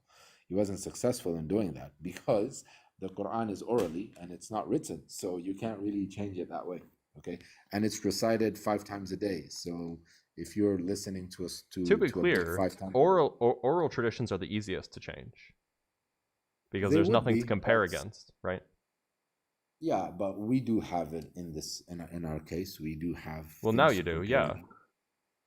Not now, back in the time that Well, the before it was Prophet written, Muhammad you lived. literally didn't have something to compare against. You only had other We did, other we did, oral traditions, right? we did have it, because so okay, You had if you were oral to get tradition. You can't you could only compare oral tradition against oral tradition. You don't have yeah, something that's yes, unchanging to compare against. well, okay, so look, if you take 5 companions, okay, of the Prophet, okay, individually, and you tell them, recite to me the Quran from beginning to end, and all 5 of them recited from beginning to end the same exact way, would this be enough for you to say, okay, I now know that this is the Quran Muhammad revealed? Because all 5 of them No, in different they could have scenarios learned it differently. recited the exact same. No, but I'm saying that they recited everything the same way, exactly the same way. Well, Like no difference. but the point is Yeah. look, so there's an issue of continuity, because Okay. if it's the case that there isn't something static to compare against, which there isn't when it's oral traditions, then that means that there's no guarantee that they don't just have. I mean, like, you could perhaps say it's unlikely, but there's no guarantee that these aren't all changed, because you don't have Okay. something static to Understood. compare it against. That's why the written word is so helpful. Okay, understood. So let me give you a more detailed explanation. So, in the year that the Prophet Muhammad, peace be upon him, passed away, okay, the entire Quran was documented. Okay, well, sorry, not documented, but completed, revealed. So he told us, this is the Quran, okay, and he taught it to his companions, and these companions that he taught, when one of them recited the Quran, it was the same as the other. So when you compare all of their individual oral traditions, they are all the same individually. So one oral tradition compared to another is the same. And now we know, and that's all a of good them reason say, to suspect this that it's is what probably the same. Muhammad. But you can't know that That is without having a static thing to compare against, right? Oh, if you have a large enough number of people narrating to Then you the probability goes exactly the down, same events, or the probability a goes up, lot, depending and on how you look at it. it gets to a point that it's impossible for them to have colluded in a lie. It gets to a point that it's I impossible. mean, like, it could be possible, but I mean, that's neither here nor there. Even if we just Yeah. grant that the Quran is completely is as Muhammad told it, that doesn't rule out Yes. influences from earlier traditions, which are like obviously present, Okay. and B, it's super off topic considering that we were originally talking about how, and I'm sorry, this was my fault, but we were originally talking about how, if God commanded you to firebomb a city, that you'd do it. Yeah, I was saying that if God told you to do something, at the end you would realize that the end result would be good and it would not be bad. Okay. It would be beyond our God. knowledge. So to be clear, I mean, this all this means is that Yeah. your moral system is subjective to God's whims, right? I wouldn't call it a whim, but I would say God defines what morality is. And if you follow the moral code of the entire Quran and the tradition of the Prophet Muhammad, there is no moral code there that you would look at it and you would say, this is bad. I mean, There's nothing there. How do you feel about the hadiths? Yeah, the authentic ones, sure. Which ones are the authentic ones? In the 6 major books of hadith, Bukhari, Muslim, Abu Dawood, Tirmidhi, Nasai, Ibn Majah, etc. You can go for Bukhari, Muslim. That's easier. All of them. So you can, you can hit me with whatever it is. Well, no. So I'm just like I mean, do you think that we should, punish apostates with death? Punish apostates with death. Yeah. Yeah, it depends on the situation, on the scenario. It's one. Well, what does it say in the Quran? Yeah, well, in the Quran there's a report that says that there's no obligation on religion. You can't really force anybody to believe in anything. And when you look at it historically, people living in a Muslim society rarely apostate, and when they do, they end up being very, very bad people. So yeah. So by the way, these rules, law, when you speak about Sharia law, this is only applied to Muslim societies. It's not applied to a society that's not Muslim. Okay. Meaning I that the wasn't society making that has to be claim run- that they were, but I mean, the goal is to Yes. make the entire world Muslim, is it not? Yeah, even though it's it's not an attainable goal because God said that's not going to happen. So you should try to spread it as much as you want, as much as you can, but you can't force people to So be Muslim. the goal is to have the entire world be subject to Sharia law, then, right? No, the goal is to have the entire world believing in God and worshiping Him. That is the goal. Right. Which The and Sharia law part is not very then Sharia law should be imposed in such a world, correct? in such a world, ideally, people would not commit crimes, and there would not that there wouldn't be a need to punish crimes at all. Okay, that is the goal. But in such a Understand? world, you would say that all apostates should be punished with death, correct? It would depend. It depends, because this needs to be taken to a court, and the court will decide what to do with the apostate. So it's not And what really a rule what does the that Quran has- say that the court should decide about apostasy? It doesn't really say anything about that. Okay. Oh, okay. So the It Quran doesn't. doesn't say that you should execute apostates. It doesn't say that you should execute. Yeah. I don't think it says that. Okay, I've so then never why is seen that part of Sharia law in various Muslim countries?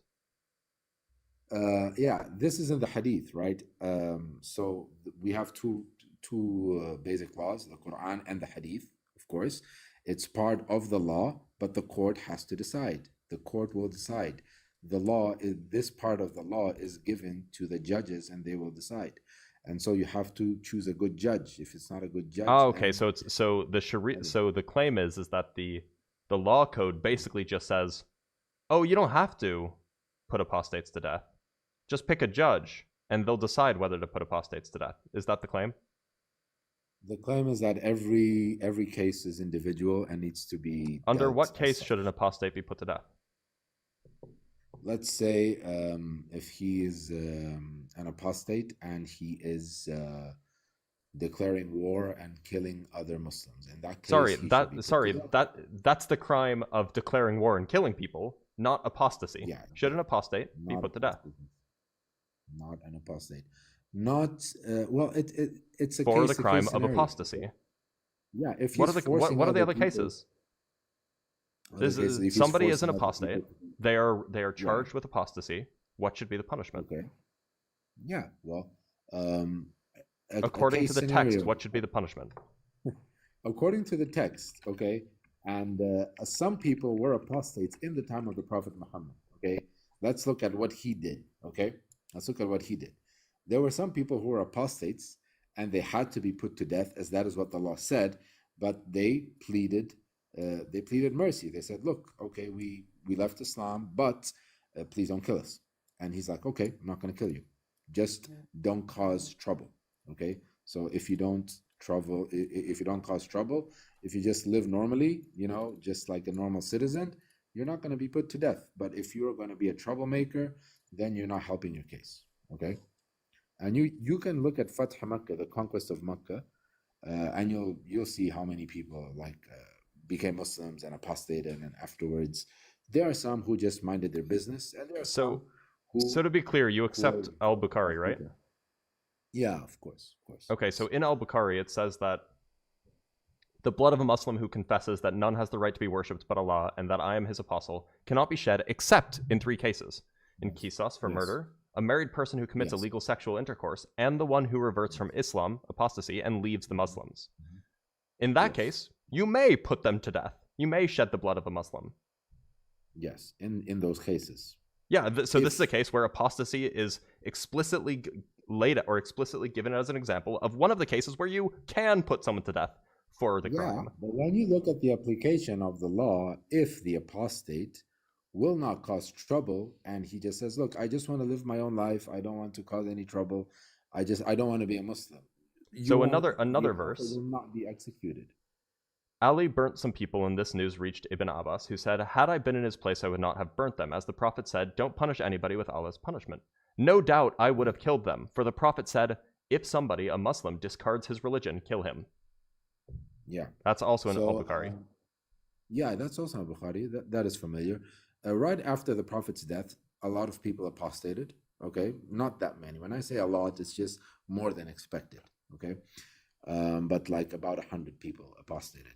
So some of them apostated and declared war against. Okay, here's another example. Okay, sure. A man embraced Islam and then reverted back to Judaism. Oh, it's almost like they knew about Judaism. Mu'adh bin Jabal came and saw the man with Abu Musa. Mu'adh asked, "What is wrong with this man?" Abu Musa replied, "He embraced Islam and then reverted back to Judaism." Mu'adh said, "I will not sit down unless you kill him, as it is the verdict of Allah and his apostle." That's also in Al-Bukhari. Yeah, that's in Al-Bukhari. Yeah. Did he do it, though? That's, I mean, I don't know whether or not the crime was carried out or whether or not the punishment was carried out. But the point is clearly, Abu Musa, or Mu'adh was saying, yeah, you should kill him for deconverting, right?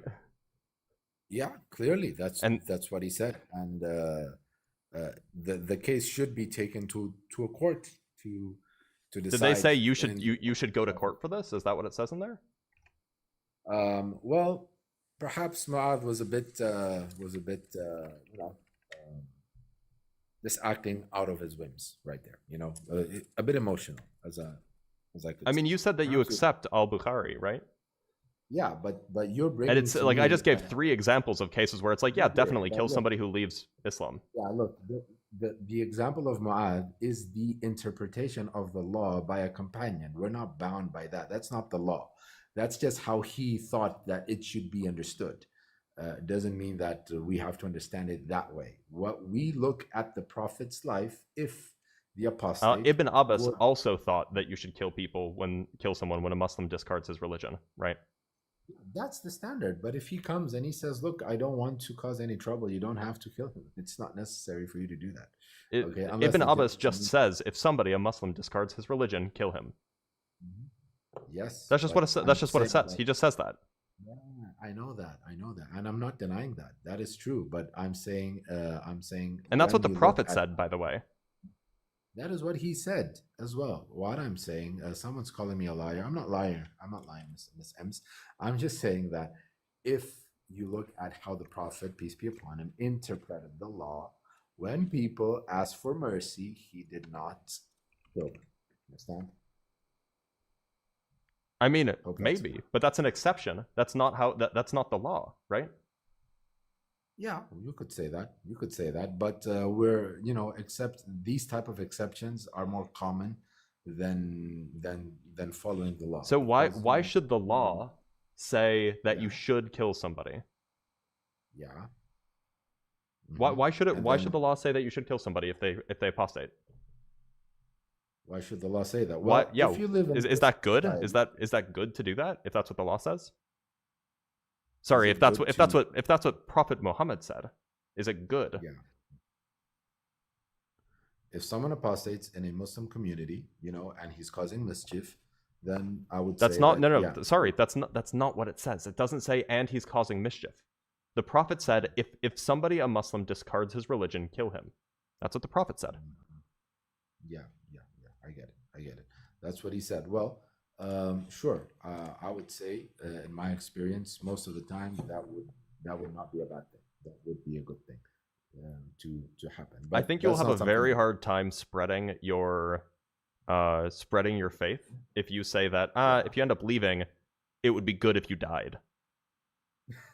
Yeah, sure. I understand, but when you look at history, this law is rarely practiced. It's like rarely practiced. I'll give you another example. Yeah, but hold on. You said that it was good because the Prophet said it. You said that it's good, which means that it's bad that it's rarely practiced. But in his practice, okay, he told us that you should be lenient in this. Don't be strict in this. I'll give you a specific example. And then somewhere else he said, "Yeah, kill him." There's a woman who committed adultery, okay? And the punishment, it says in the narration, if you commit adultery, your punishment is death as well. By the way, is there sorry for interrupting, but this is relevant for the adultery, because adultery, presumably, you should definitely not do according to Islam. Yes. Yeah, of course. What about like sleeping with children? That's something that you should or shouldn't do. You should not do that. Okay, and you agree? So are you one of the types of Muslims who believes that Aisha was 19 or whatever? No, she was definitely 6 when she got married, and anyone who says otherwise is lying. Definitely. And that was She it was good? 6. Was it good for her to get married when she was 6? Well, at the time, it was a common practice. I'm It was asking, common was it practice. good? Because presumably morality doesn't change. Some small aspects of it do change. So sleeping and with a right now- 9-year-old changes from good to bad? Well, at the time, it was considered socially acceptable. So wait a minute, And is that a piece of morality that changes? The age of consent of marriage. Yeah, the age of yes, the age of consent. Is that a piece of morality that changes? It does change. I think you can agree with me that it does change. And with Aisha's situation, as Muslims, we believe that this was a command of God, and she's the only like young person he married. The rest were all very, very old. So I am not advocating for this type of action. Absolutely. But if We it was say a no, command you of have God, then it was good. for him only in that situation. Okay. Why is that good? And it was a common practice at that time. I don't care if it Hence, was a the common Prophet practice. Why Muhammad- is that good? Why is that good to marry children? Yeah. Right? I think we'd have to go back in time and ask the people there that question, because I don't. It's hard for me to say. By the way, just as a point of Uh, reference, I believe a few months ago, Iraq passed a law allowing children as young as 9 to get married. So it's not like that's fine. like an old thing. It's like a modern thing too. I think in some states in the U.S. you find like Yeah, and that's laws, fucked up, and I allowing would say that marriage that's for everyone. immoral. Yeah, exactly. I would also say that 100%, because in this day and age we don't accept that. Back then, life was very different. Life was very like you'll be lucky if you grew up all the way to adulthood. You'll be very lucky to do that. I mean, that's Back like in the not day. true. That's I'm, not I'm how. sure you can agree with me on that. No. Like Yeah. if you made it past 5 years old, then you were likely to make it Life to 60. expectancy was.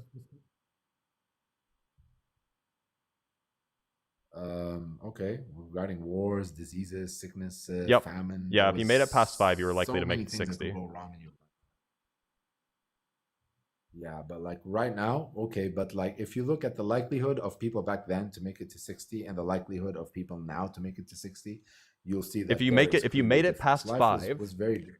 if you made it past 5, basically for all of human history, if you made it past 5, then you would have a normal length life. Getting up to about like the senior citizen age, and then you would die. The only reason why the life Okay, expectancy well, was I so don't- low I don't back know then if was it- because so many children died. Okay, well, I don't know if I agree with that, because there was a lot more wars. There was a lot more. I mean famine, that's like and there was a historic, lot like more that's reasons for you to historically die. true. And again, if you look at the way women used to live back then, Aisha like wasn't a women back woman, then by didn't the way. have sanitary things. Aisha wasn't a woman. Just saying. Sure, okay. Let's females. Let's speak of females, okay? Females back then, their life was very different than what women live today. Okay. Speaking of which, And how again, does it was go ahead. yeah, it was a one-time thing with Aisha, and we believe there was a religious purpose Is- of this.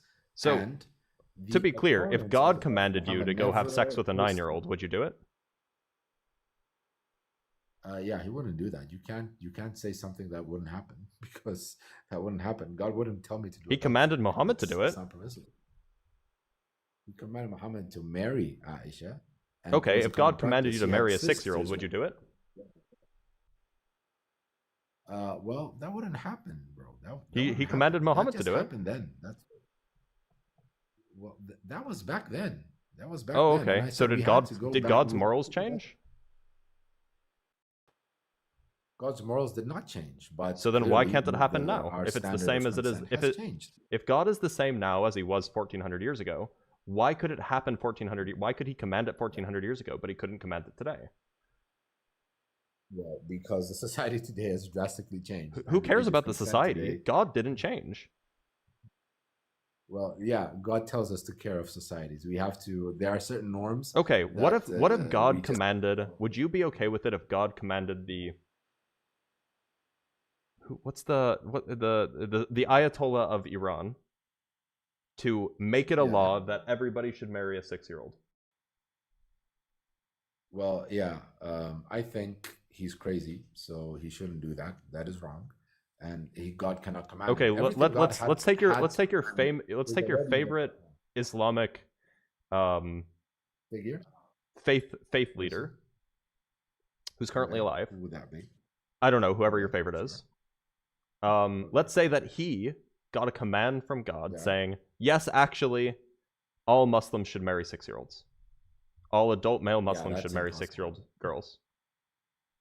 Yeah, that is impossible because Why is according it to impossible? Muslim faith, all the commands of God are in the Quran, and there's nothing after that. So that would never happen. That we don't believe that. That's not how we work. Everything's in the Quran. Oh, but If it's not so Quran, God could never do that.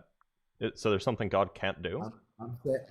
no. Well, God doesn't break His word, right? He doesn't break. Oh, his so word. if there's he- something that humans can do that God can't do. There are Sounds like something God isn't flawed humans all-powerful. can do. How can you say that God's power, as God's weakness, is that He doesn't have any weakness? That doesn't make sense. I'm It's saying God doesn't it's not a break His weakness word. to be able to Isn't change your that mind. It is a weakness because it How showed is that a at weakness? the time that you made the decision, it showed that at the time you made the decision, you weren't very smart. That's Yeah, why you had to change your mind. exactly like how But if God God is made all-powerful, made a then decision that wasn't very smart by letting Muhammad marry a 6-year-old. He did not make a decision that wasn't very smart. That was a decision for It was a people bad of that decision time. because it literally look, so you know why it was a bad decision? Because it literally drives people away from Islam when they learn about it. Well, is that why Islam is one of the biggest religions in the world? Because If you people ask somebody turn who away was because of thinking about Islam and ultimately decided not to convert, that? why they decided not to Yeah. convert, you're going to hear about Aisha a lot. Yeah. Well, perhaps we've been hanging around different crowds because in my crowds, that does not turn people away at all. It Doesn't turn should. people away. It When I- absolutely when I- should. When your when I- prophet is I like don't think it should. when your I prophet's don't think it should. basically when your prophet would have been on To Catch a Predator, like that should turn people away. When my prophet is doing what with a predator? When he should have been on understand. To Catch a Predator. It's a TV show. It's an old TV show. Never mind. Oh, right. I get it. Well, again, when I explained this to people that it was a very common practice back then, he was not criticized for doing it. At the time, everybody did that. Aisha's sisters. Wait, I thought it was married the rare. same I age. thought that it was only Muhammad who did it. It was Muhammad. I said it was Muhammad only married Aisha she was the only young wife he had. She's the only young wife. The rest Yeah, were but you said it 3 was. years old. But then you Some said of them that it was were- common at the time. Yeah, it was common at the time, meaning that people got married with young girls all the time, and now. So it's not thank rare. It was totally goodness, normal. Women don't have to. It was normal. It was normal, but Muhammad And was it only, good? only married Aisha as. I think it was it was a need at the time. That's why everybody did that. You know, I mean, we'd have to go back then. Think of it like this, okay? If people 500 years in the future look back to us now, and maybe they've developed green energy, clean energy, and they would look at us and they would say, "Oh, you know, those people back in the 2000s were crazy. They're driving around cars with the carbon dioxide, and they're just polluting the environment. Didn't they know any better?" Well, that's the world we live in, and that's the world That's a they great live in. explanation if you think that morality can change with the society that people live in, but you don't think that. You think that morality is Certain governed by an unchanging I God. think certain rules. I think certain rules God referred to the societies we live in. This is Islamic law. We have So does chapters that of include? law So that that does say that include all certain rules- consent or just consent about like little girls or? That includes all consent, all marriage consent, all marriage consent. There are Okay, laws in so the there's Quran no that are laws black and about. white. These were never. But if you Okay. look in the Quran, there's no age of consent. It's not there. It's not there. What age of consent? So things that are not there, we know that, okay, this is not something that is static. It will change depending on the society you're in. Okay. And should it? Should it change? Mm-hmm. Yeah, of course. There are certain In laws what that will direction? change. In what direction should the laws change? I don't understand. In what direction should the age of consent change? Going up. Okay. Until I believe that. So you women should so marry when your they are morals more say that nobody should marry physically- children, right? Nowadays, no. Nowadays, Would they you, shouldn't. if you got into a time machine and you went back in time, say 1500 years, and you saw some people marry, you saw some 30-year-old men married to 6-year-olds, would you think that was right or wrong? I don't know. I'd have to go back. I can't make that claim because it's not a good claim for me to make. I'd have to go back in time. I can't say that. That's a huge speculation. It's like me telling you, if you were back in time and you grew up in the Byzantine Empire, I would asked you be if a you got in a Christian? time machine and you went back in time. I wouldn't claim anything because I know that I'm not from that time. I can't just go around be judging people and telling them do this or do that. I can't do that. Do you think that homosexuality is bad? Yeah, 100%. I thought that you couldn't go around That is judging black and people. white. I thought that you couldn't go around judging people. I didn't say that. You did. You literally just said that 2 seconds ago. God judges people. Yeah, so Okay, you shouldn't. God judges people, and God determines. Yeah, I don't. God did. And Okay, he so then said why do you man think should it's marry bad? women, and that's You're it. not. It's not your place to determine whether somebody's doing a good thing or a bad thing.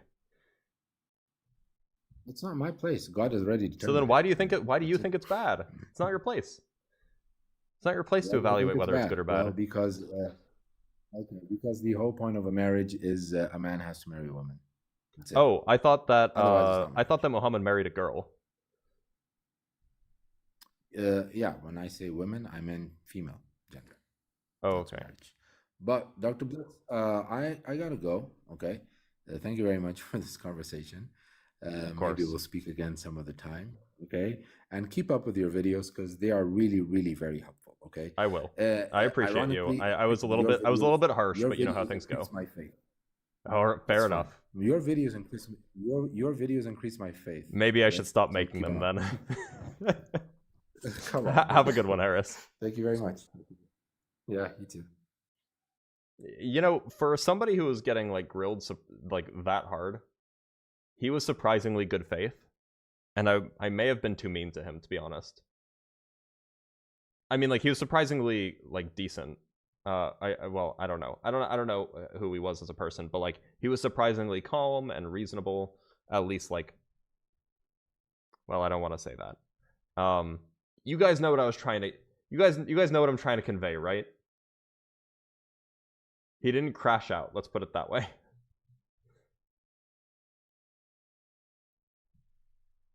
Being calm. Yeah, he was calm and he didn't crash out, which is good. We don't like crash outs. Actually, we love crash outs, but yeah. He was not belligerent. That's the word.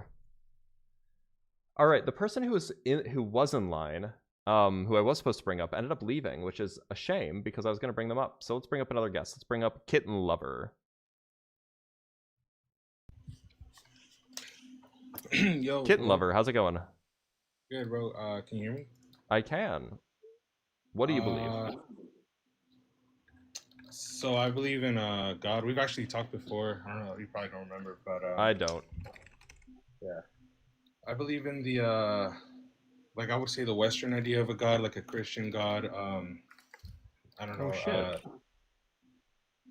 What's up? Okay.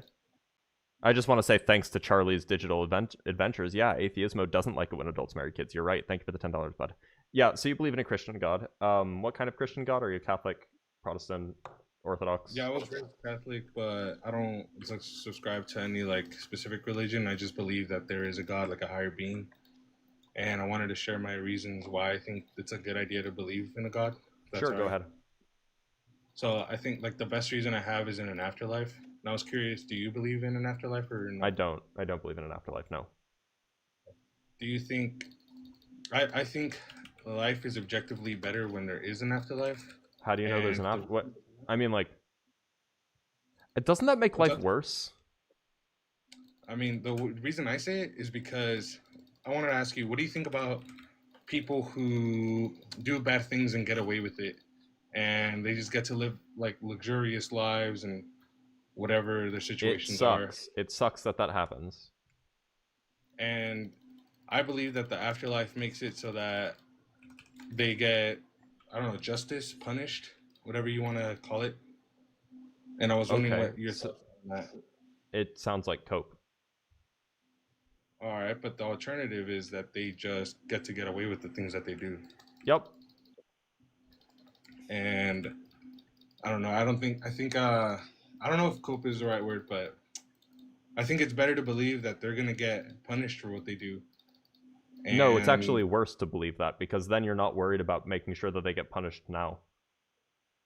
Because you're like, they'll get what's coming to them in the afterlife. We don't have to worry about it now. why can't there be both? Well, all I'm saying is that if you're sure that they will be punished in the afterlife, you will be less motivated to make sure it happens here on Earth. Why do you say that? Well, just compare the two cases, right? You have somebody who doesn't believe in an afterlife. They know this is the only chance they'll get to exact, justice, right? But if you believe in an afterlife, then you'll be like, I'll make an effort, but if it doesn't happen, it's not the end of the world because he'll get justice one way or the other. If somebody only has one chance and somebody else has two chances, the person who only has one chance will make a better effort to try to enact justice than the person who has two chances. Okay, but what if it also falls on you? Like you also have an obligation to make sure that they get punished here on Earth as well. According to whom is that the case? No, I'm saying hypothetically, like if there was a God and he judges people based on their character, I think there could be an argument to be made that if you don't do the right thing, like if you know someone who committed a crime and you don't punish them or you don't report them, then I feel like God is going to judge you on that. And so that gives you motivation to want to punish them or give them justice here in the world as well. Maybe. But you'll be less... all I'm saying is that just based off of the way humans function, like human psychology, standard human psychology, when people know there's another chance, they are less inclined to throw everything they have to achieve their goal in the first try. Okay. Would you say perhaps... That's sensible, right? Okay. Would you say...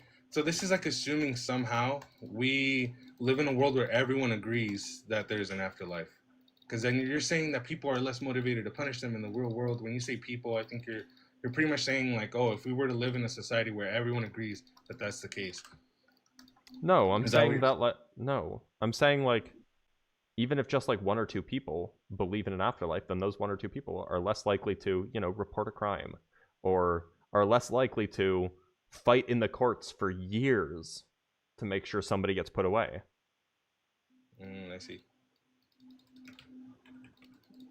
But regardless of what people believe, it has absolutely nothing to do with what's true.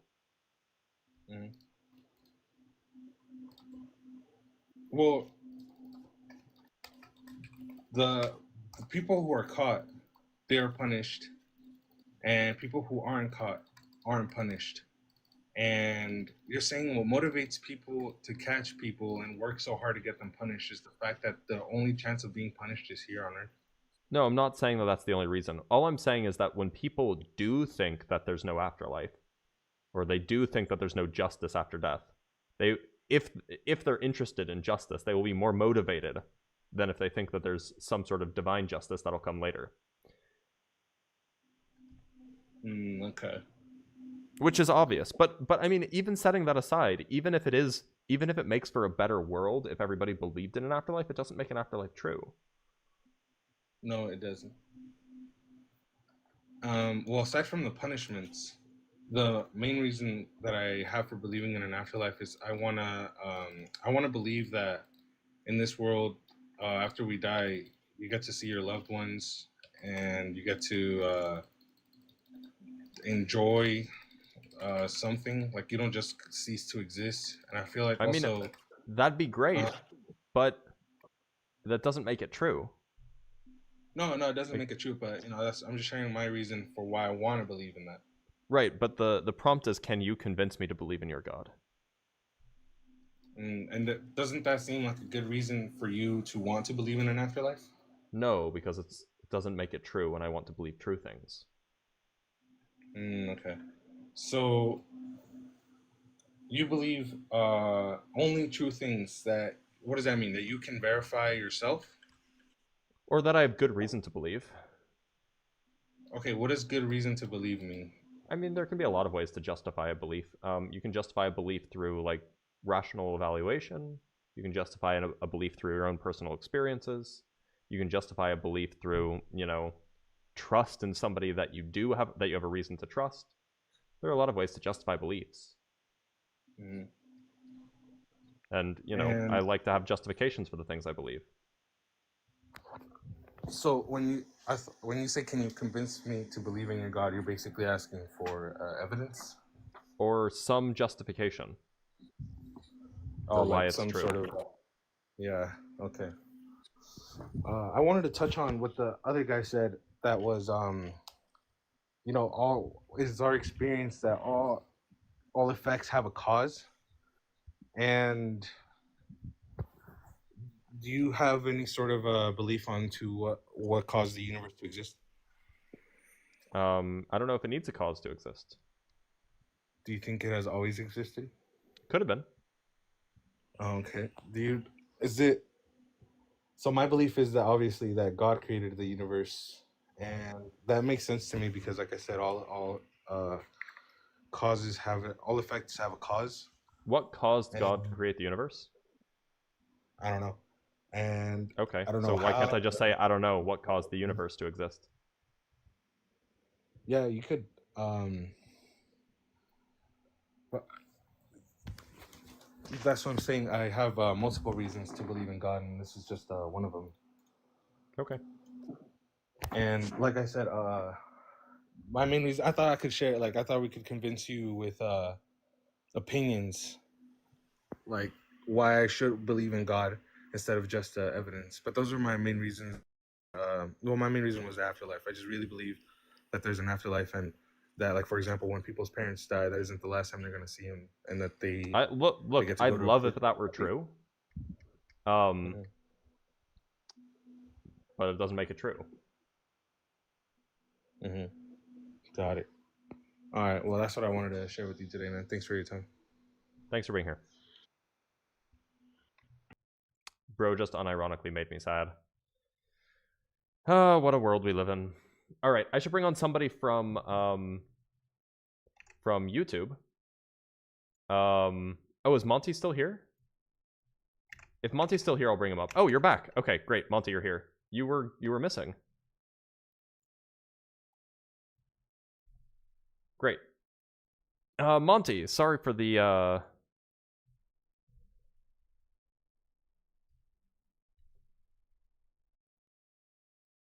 Oh, Monty, don't disappoint me now.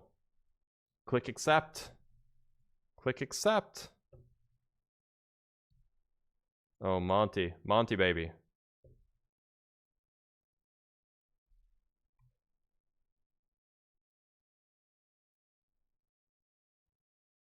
You can't find it? Okay, one sec. Let me try inviting you again. Hopefully that works.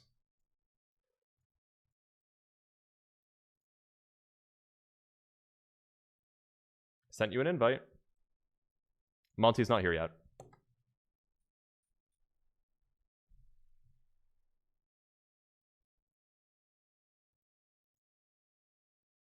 I just sent you a direct invite. I don't know what's going on. Monty, try closing the app and then reopening it. That might give you better... Yeah, try closing the app and then reopening it. But follow me first so that you can find the live again.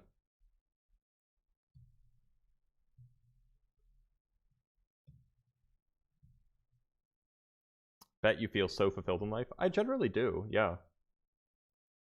Oh yeah, no, I mean, look, sometimes you just gotta study plantology.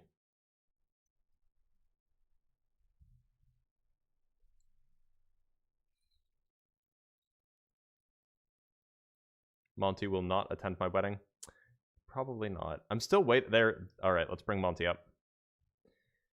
All right, the full Monty. Let's go. Monty, welcome. It was good.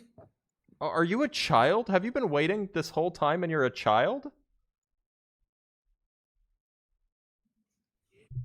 Who the fuck said I'm a child? That's so sad for him.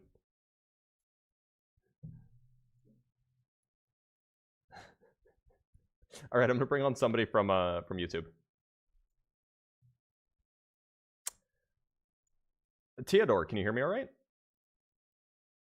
Can you hear me? Yeah, I can. Are you ready? Yeah. All right, one sec. Let me just put up your name, and I think everybody should be able to hear you now. What do you believe, and why should I believe it? I'm a Romanian and Orthodox Christian. Okay. I'm sorry for my bad accent. If I It's make any fine. Your mistakes. accent's fine. Okay. Let's confine the objective first. The objective is atheist versus theist, or do you want me to prove the, I don't know, goodness of the Bible? The objective is, convince me to believe in whatever you believe. Okay. Do you believe in morality? I mean, I have a sense of Objective morals, morality. sure. Oh, objective? No, I don't think so. Okay, can you tell me when the rape of an innocent child is objectively, subjectively bad? Because it goes against my values. And who defines your values? I do. Okay, and I define my values as, I don't know, the best man in this conversation. Do you prove that? I mean, I don't care what your values are. Okay, but in a court of law, how can we make justice?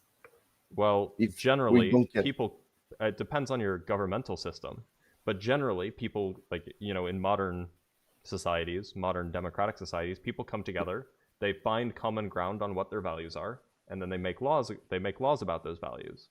And then justice is enacted by enforcing those laws. Yeah, I agree with you. But it's a very bad thing, because let's take, for example, slavery. I agree. It can be. I agree. The democracy is the worst. Democracy is a terrible system of government. It's just better than all the rest. Yeah, obviously. But we go back in history, for example. We take slavery. The majority of the people said that slavery is good. That doesn't they did. Define that slavery it's actually good. I agree. So, whether it's good or not depends on my views. Why? Because they're my views. Yeah, but why your views should matter? Because they're the only views. They're the only views I have. But yeah, but the rapist doesn't have your views. Okay, I don't care what his views are. So let him rape children or what? No, if what he's doing goes against my values, I will try to stop him or try to ensure that he gets stopped because it goes against my values. Okay, there is Mexican gangs that kidnaps and do that. You can't stop them, okay? Yeah, and so then I feel bad because they're doing things that are against my values. Okay, and but I'll do whatever I can to stop them, but I can't. For them, they don't feel bad. I don't care. I don't care what they feel. I understand that, but I don't know how to say it. It's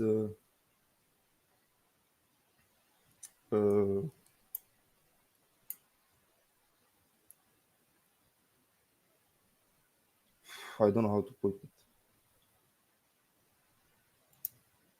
Do you think that government should be on or anarchy? For example? Sorry, should be what?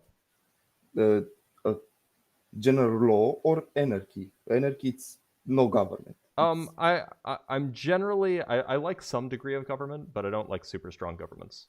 I'm kind of a moderate with Yeah, regards on me the too. anarchy Me too. government. But if you wanna have a government, you need to have laws. Yes, I agree.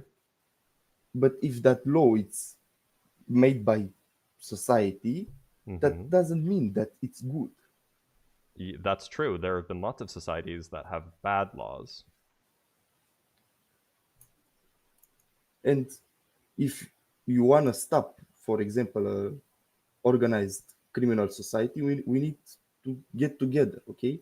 Yep. We cannot get together if we say my views should matter and yours not, for example. What I mean, if our views align, then we absolutely can.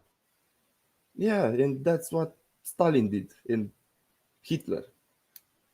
Yeah, and that was bad because they did bad things that don't align with my values.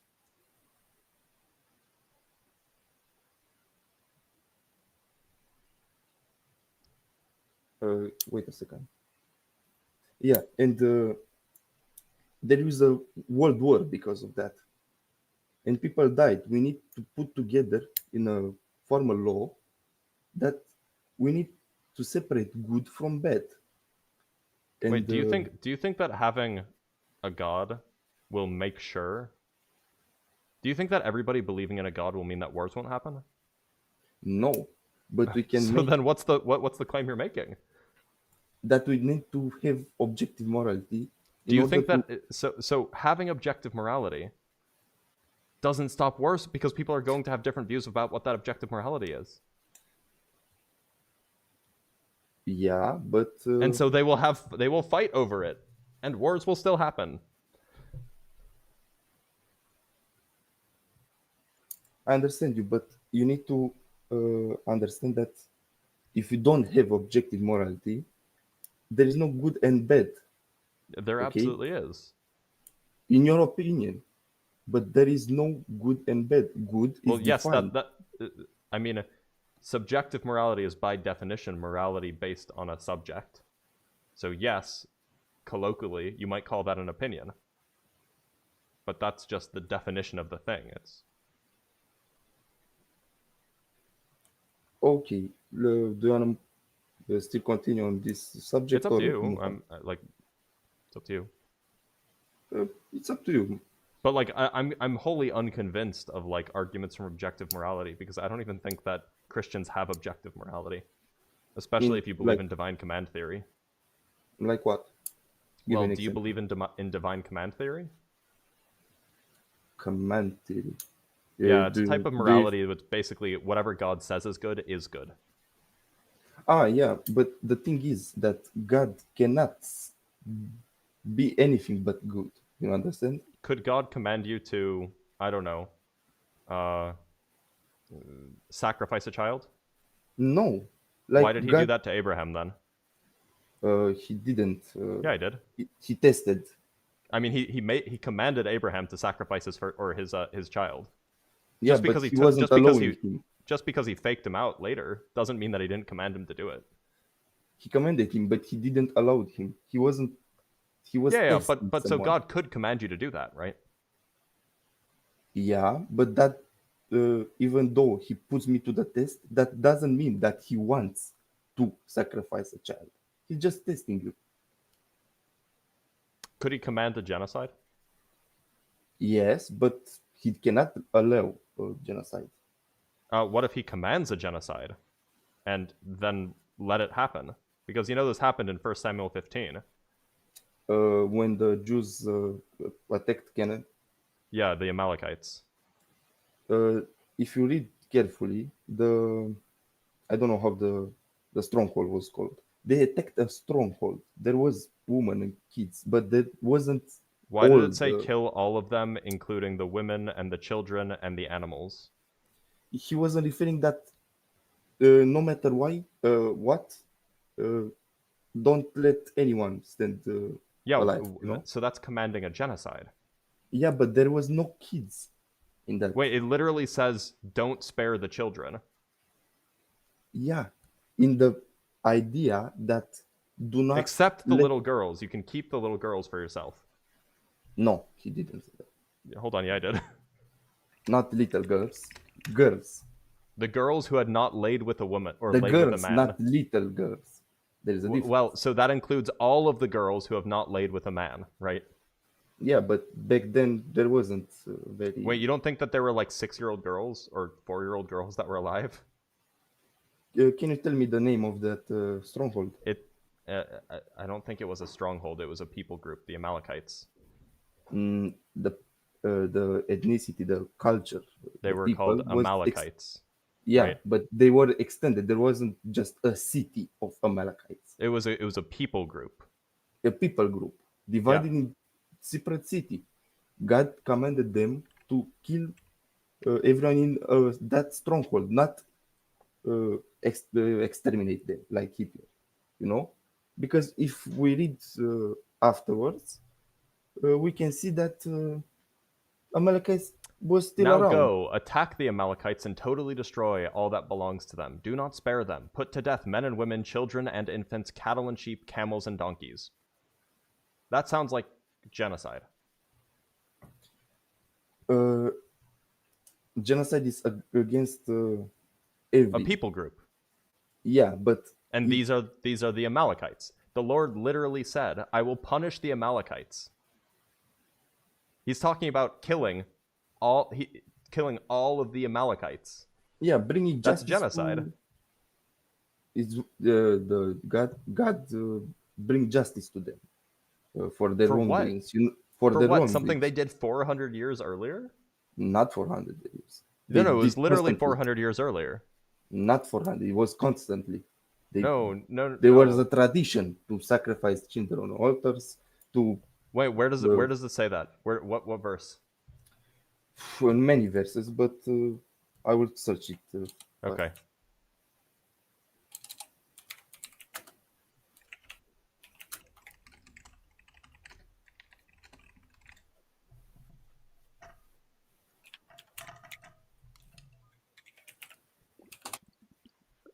Samuel 50 and 3. Chapter 50, verse 3. First Samuel. Sorry, 1 Samuel 15, verse 3? Yes. That's the one that I'm referring to. 1 Samuel 15, verse 3 is when God tells the Israelites to go kill the Amalekites. Yeah, they did it afterwards. It doesn't say anything about them sacrificing children in 1 Samuel 15, 3. It only says, I will punish the Amalekites for what they did to Israel when they waylaid them as they came up from Egypt. That was 400 years prior. Look, search did Amalekites sacrifice children? And it says the Amalekites were known for being okay, what's the verse where it says cruel. that? What's the verse where it says that? Wait. I need to search it. I don't know from my head. Okay. Even though I read the Bible, I don't remember all the verses, and you know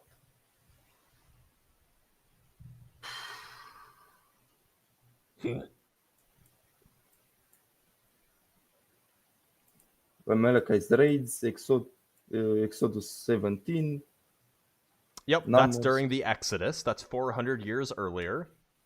Yeah, but it didn't say that it was just once. There is a culture. No, it actually does. In 1 Samuel 15, verse 2, it says the reason why the Amalekites are being punished is because what they did to Israel when they left Egypt, i.e. during the Exodus. Okay, but there was the Jewish people afterwards, you know, that they betrayed God and did the same thing that the Canaanites did. So why did God command the genocide of the Amalekites?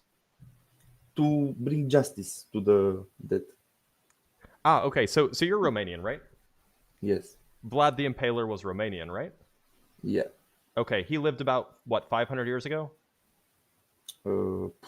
Somewhere like that. So would it be okay if, I don't know,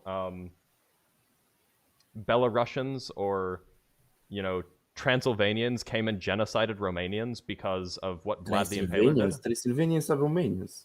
Well, The, okay, you're right. You're right. I'm sorry. Transnistrians. That's what I not meant. Transnistrians. Ottomans were raiding. Let's say yeah, okay, let's say Turkey. Would it be okay Okay. if Turkey invaded and bombed Romania because of what Vlad the Impaler did? First of all, yeah. It would be? But the point, no, What? I'm saying the point is that not there was just one people, one man did that. The Malachites did all the people, you know. If the Turkish killed one man, yeah, will be fair.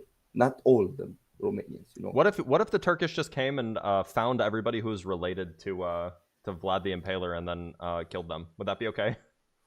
One, it says in the old law that one eye for one eye, you know, one eye. So one Well, man.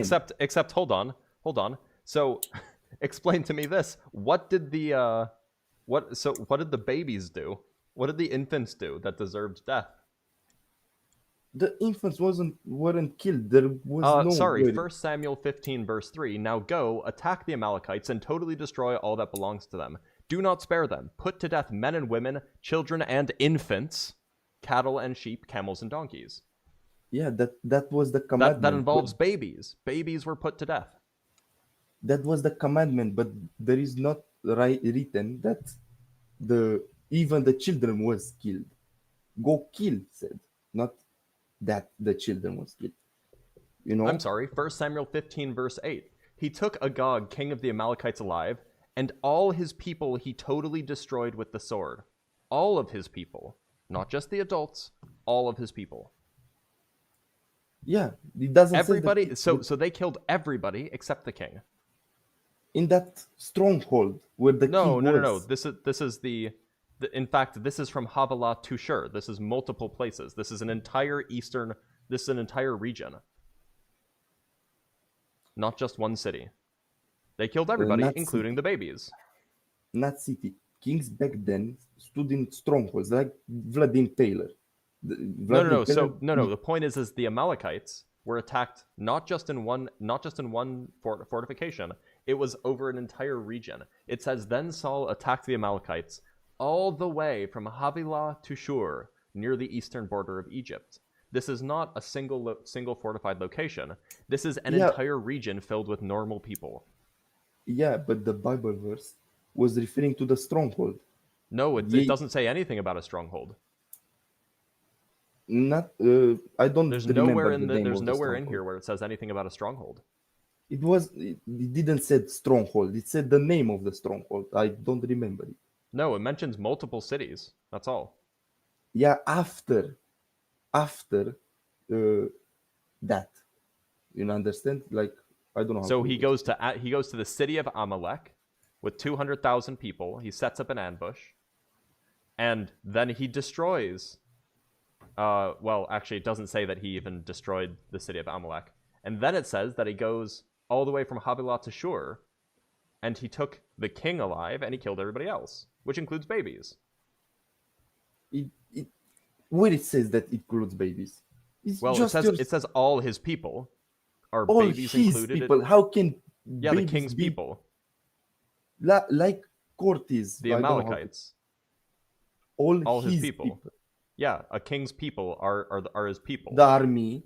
That includes babies. Wait, his wives. You think that when it says he took Agag, king of the Amalekites, alive, and all his people he totally destroyed with the sword, you think he's just referring to his friends? No, his wives and his army? No, it's the people of a king are all of the people subject to the king. Yeah, but then explain if he destroyed all people. How then Amalekites appeared after that in the Old Testament? When did they? Yes. I mean, Oh, actually, I'm sorry. Samuel actually says later in 1 Samuel 15 verse 33, Samuel said, "As your sword has made women childless, so will your mother be childless among women." So, like, He's talking about like the killing of children, right? No. Oh, what's he talking about? Can you repeat, please? Yeah, he was referring to killing Agag in the way No. that the Lord has made, as your sword has made women childless, so your mother will be childless among women. And Samuel put Agag to death before the Lord at Gilgal. So not only did he slay the entirety of the Amalekites, he killed the king too. The Amalekites appeared even in the New Testament. Where are the Amalekites? Not in the name of Amalekites. In the Oh, name okay. of So how do you know they Canaanites. were the Amalekites then? Because Amalekites was a subgroup of Canaanites. They were So how do you know that the people that appeared were Amalekites? I don't 100%. Then I'm why did sure. you say that they appear later? Because when God commanded, He commanded to kill all the Canaanites. No, this is specifically the Amalekites. No, the Amalekites and all 1 Samuel 15 is about killing the Amalekites. And Yeah, in particular, he spares the Kenites. The Kenites, Saul spares. He wasn't referring when he spared the Canaanites. The Canaanites. No, not Canaanites, Kenites. Kenites. The Kenites were spared. They were another tribe in the ancient Levant. They were a type of Canaanite. Wait, Kenites and Canaanites, you said? Yeah, it's a different. It's so Kenite. Oh, The Kenites. I understand. Saul spared the Kenites, even my though they were Bible- Canaanites. In my language, they're with double A. A bit weird. But the point is that they didn't kill all of the Canaanites. They only killed some of them, the Amalekites included.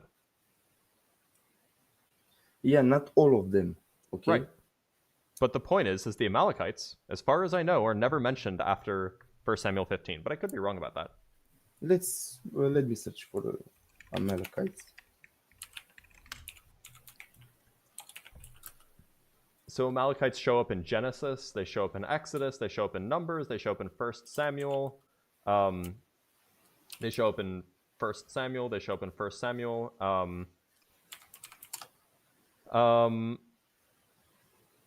They find one Amalekite in 2 Samuel.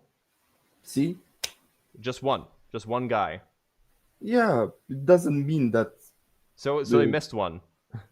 God still commanded it. If the Bible referred to one Roman, it doesn't mean that it wasn't just one Roman left. Well, no, but the point is God commanded the death of all of the Amalekites. Yeah, to judge them, and then. Wait, so is it okay for God to command the death of an entire people group? It wasn't. It's hard to interpret here. It's super easy to interpret. No. This is literally God saying, "Yeah, go kill all of these people." No, God referred to the stronghold. No, He doesn't. We've read the verse now 3 times. It just says where the battle started. In the city of Amalek. The city of Amalek. Okay. Yeah.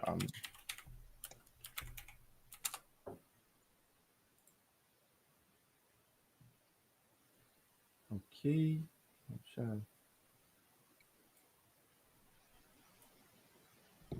Okay, in one city. That's where it started, and then it spread to the rest of the land. Where it says that?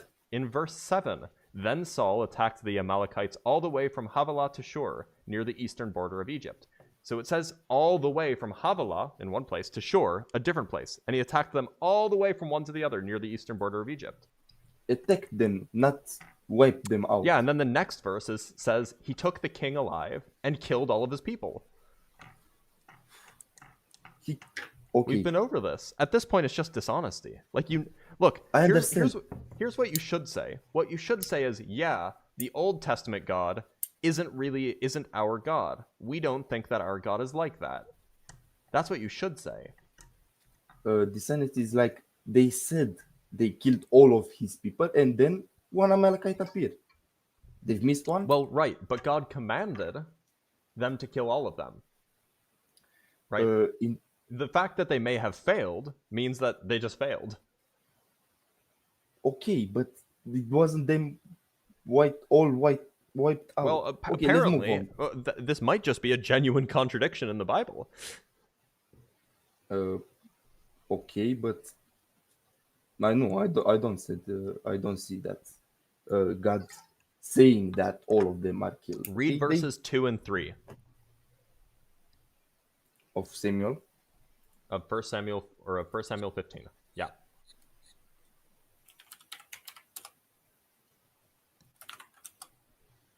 Okay.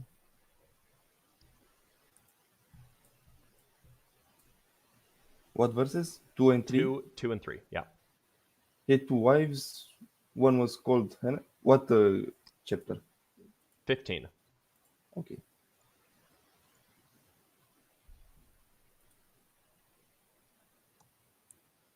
This is what the Lord Almighty says. I'll punish the Amalekites for what they did to Israel when they laid Așa. Do not spare them. Put them to death, all women, children, infants, cattle and sheep, camels and donkeys. It doesn't say that they were all killed. No, but God commanded them to all be killed. That's the important point. Maybe they failed, but God commanded it. Yeah, but there is no contradictions. God commanded them and Wait, hold on. This whole question was whether or not God would ever command a genocide, and he did. This is him commanding a genocide. And I said that he can command a genocide. Okay, and you're okay with that? Depends. So if God commanded you to do a genocide, you would do it? If God commanded me? Yep. He can't. But he did. He did in 1 Samuel 15. He will, but he doesn't allow me. Maybe that's why... They were pretty successful. Yeah, leaving them alive. They left. Well, maybe they left one alive. Maybe. Maybe that was the God's plan. You know. God's plan was to genocide all of them but one. No.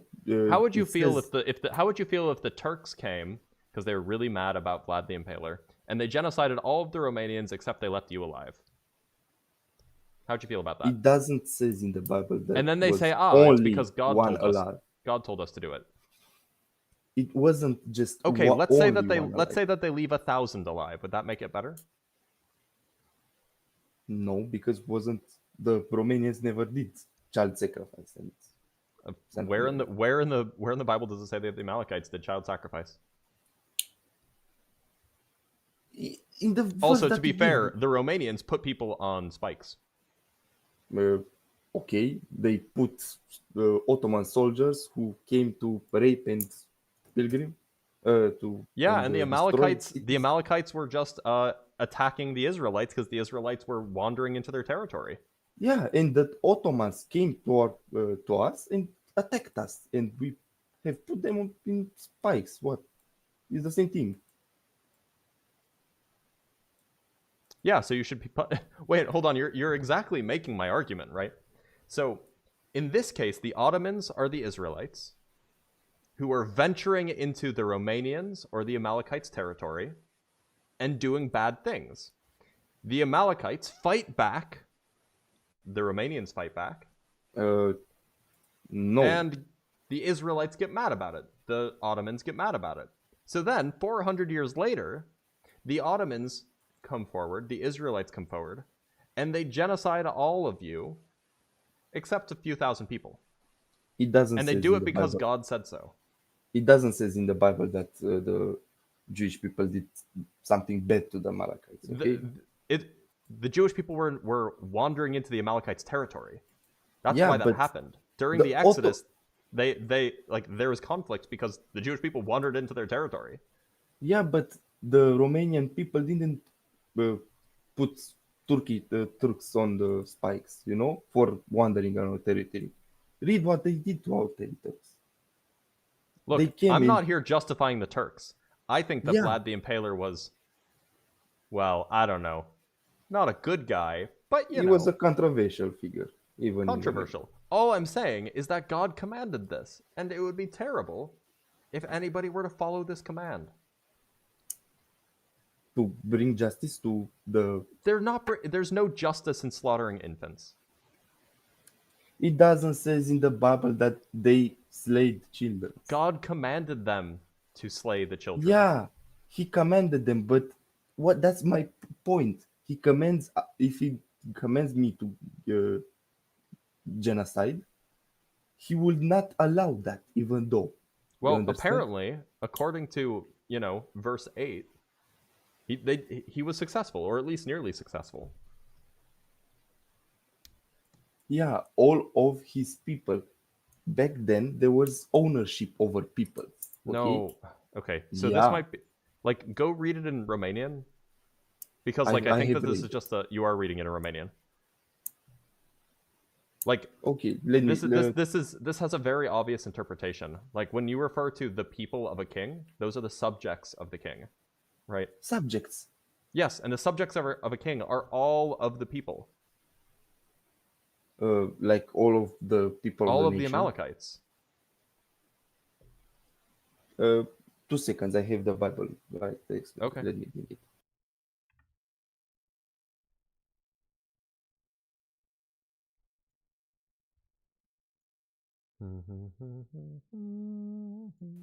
Maybe By there the way, is, oh, go ahead. Maybe there is some misunderstood. Okay. Say this thing. By the way, y'all, if you are currently watching and you like what you see, consider liking the live, whether you're watching on YouTube or on TikTok. And if you want to support me, there's 2 ways to do so in the description if you're on YouTube, or in the link tree if you were on TikTok. And if you don't want to do that, there's still at least a Discord server that you can join, which you should.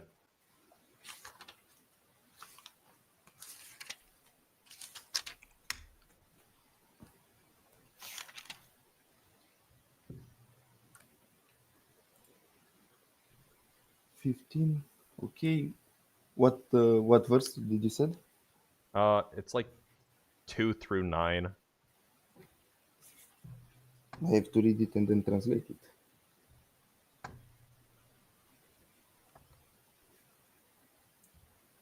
What? It's it's everything different, okay? I mean, it's probably a different translation. We can look at a different version if you want. The NRSV is pretty good.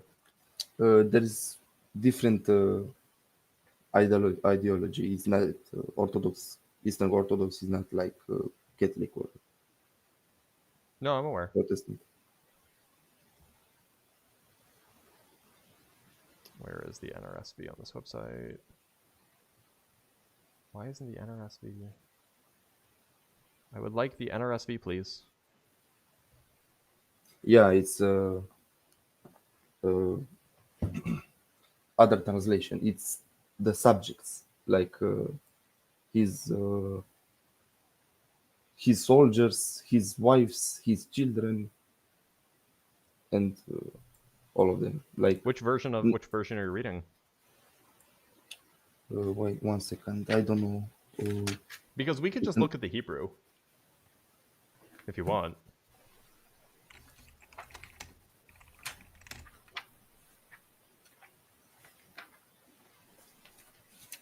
I think it's the 3rd generation or something like that. It's a very old book. Mine. Okay, I mean, like, I have the Hebrew here, so if you want to look at the Hebrew, we can. Yeah. Yeah, so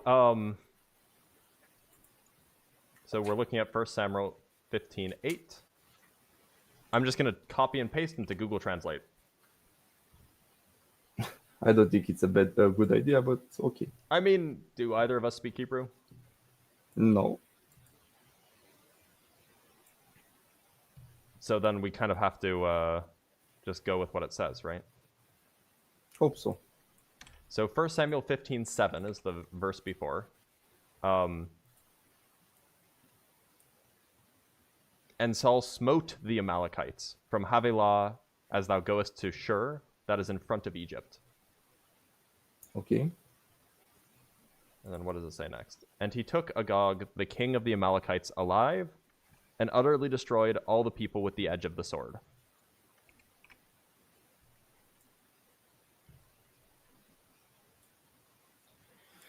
Yeah, okay, let's move on. It's a weird passage in the Bible. Like Okay. the idea that the whole universe came from nothing. Yeah. Do you wanna debate simple theism versus atheism, or do you wanna continue? It's up to you. Let's debate. But, like, I mean, certainly morality isn't going to get me,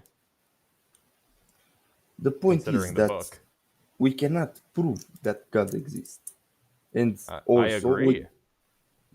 and we also cannot prove that God doesn't exist. You know, I mean, you cannot. you would, if something exists, you would expect it to leave evidence, right? Yeah, evidence. So what's the evidence? The Gospel of Matthew, Mark, Luke, and John. Well, that's not really evidence. That's where the claims come from, right? No, there's evidence. What's the evidence? Archaeological evidence. The the gospel wasn't in the, I don't know, fairyland or something like that. It was in, Jesus was born in Bethlehem, lived in Nazareth, died in Jerusalem. Well, these are There's all real places, yeah, but yeah, they're real real places. places. But you know that Troy is a real place too. That doesn't make the Odyssey a true story. It doesn't. You cannot prove that a historical story it's true. You cannot prove that Napoleon fought the Battle of Waterloo. How can You prove absolutely that? can. At How? least you can provide a lot of watertight evidence. Like? We have campaign historians. Yes, You evidence. can go find bullets from that battle. Yeah, evidence. Yeah, that's what we're What asking I'm for. saying. Evidence, for strong evidence. There is a tomb. Okay? Oh, which tomb? Jesus Christ, Saint Mary, Peter's. Oh, where was Jesus? Where was Jesus? Jesus's tomb. Jesus was buried in the tomb of Joseph Arimathea. Very Tomb well of known. Joseph of Arimathea.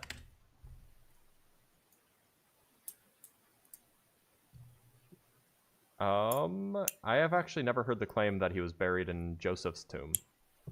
Where is this? In all the Gospels. Well, no. Sorry, let me rephrase. I want to know where the tomb is.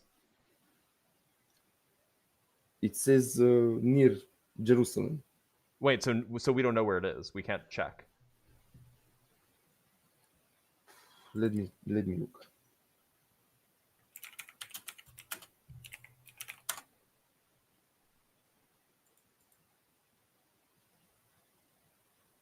Tomb of Jesus. Okay.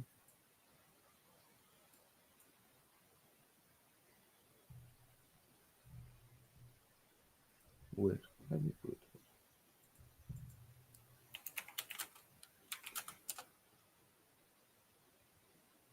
Yeah, it's not really where it is, but Search of Mary Okay, where was Mary buried? in Jerusalem. Okay, do we have her body? Do you realize it happened 2,000 years ago? Yeah, okay, so how do we know that she was buried there? We can't. Like, we So can't. wait, so this is just another claim. Yeah, like the claim of Caesar. How do you? We have coins with Caesar's face on it. Yeah, and we That's have some of the best crosses evidence that a on- person existed. Yeah, when we have crosses with Jesus on. I believe that Jesus existed. The claim is that Jesus rose from the dead. That's what I don't believe. The claim that Jesus rose from the dead. Yeah, it's a very, very hard to swallow, you know. But Yeah, it I should be. believe it is not should be. It is. Okay. But if we read the Gospels, there was lots of evidence, like the psychology, when all of his people, his disciples, deserted him. He was left alone. We have Peter who denied him, you know, and It sounds like you're just saying that the story is very compelling, which maybe I would even agree with you. Yeah. The story is compelling. That doesn't make it true. And then we have lots of Jews converting to Christianity. Again, just because it's compelling doesn't mean that it's true. It's not contained in the Holy Bible. It's a historical thing. Yeah. Just because it's compelling doesn't make the claims of Christianity true. Yeah, like if it's compelling, it doesn't make the claims of atheism true. You understand? Look, if you're claiming that there's evidence that Jesus rose from the dead, the burden of proof is on you to produce that evidence. Yeah, but I cannot give you the impossible, even if you can't. It sounds like give you're me the saying that it's impossible. impossible to provide evidence that Jesus rose from the dead. I've provided you of very. You've provided detailed- me evidence that it's a compelling story. Not a You've compelling provided me story. evidence that There is crosses. There is. Yeah. I agree that Jesus was manuscripts. crucified. The I agree that Jesus Dead was Sea probably Scrolls. crucified. I agree. Do you understand? Yeah, the people saw him and died. Wait, why didn't they recognize him? They recognize him. You have in the Gospel of John. Isn't there a whole thing about them not recognizing him when he comes back from the dead? Yeah, because they had hardened hearts, and then they opened their hearts and saw Jesus. Look. Wait, so or maybe he was an imposter. He could be. I'm not 100% sure. Okay. I mean, need to John be- 20:15. It's even in John 20:15. It says Jesus said to her, Jesus said to her, "Why are you women? Why are you weeping? Whom are you seeking?" Supposing him to be the gardener, she said to him, "Sir, if you have carried him away, tell me where you have laid him, and I will take him away." She thought that he was the gardener. She didn't recognize her own buddy. Yeah, maybe it was bad light or something. It says in Or maybe he was an imposter. Early in the. It said early in the morning. Maybe it was bad lighting. Yeah, early in the morning. You know, early in the morning it's like 5 o'clock. You know. I mean, it just seems plausible that maybe they didn't recognize him because it wasn't him. Maybe again, look in the Bible. Saint Paul even said, "If Jesus didn't rise from the dead, we are stupid for believing in him." I agree. You know, well, I'm not 100%, but the evidence that Jesus provided, the Bible, the Gospel, not the Bible, the Gospels provided, are more plausible for me than the universe came by accident, where. Who said the universe came by accident? That's a whole separate question. If there was no designer, there is accidents.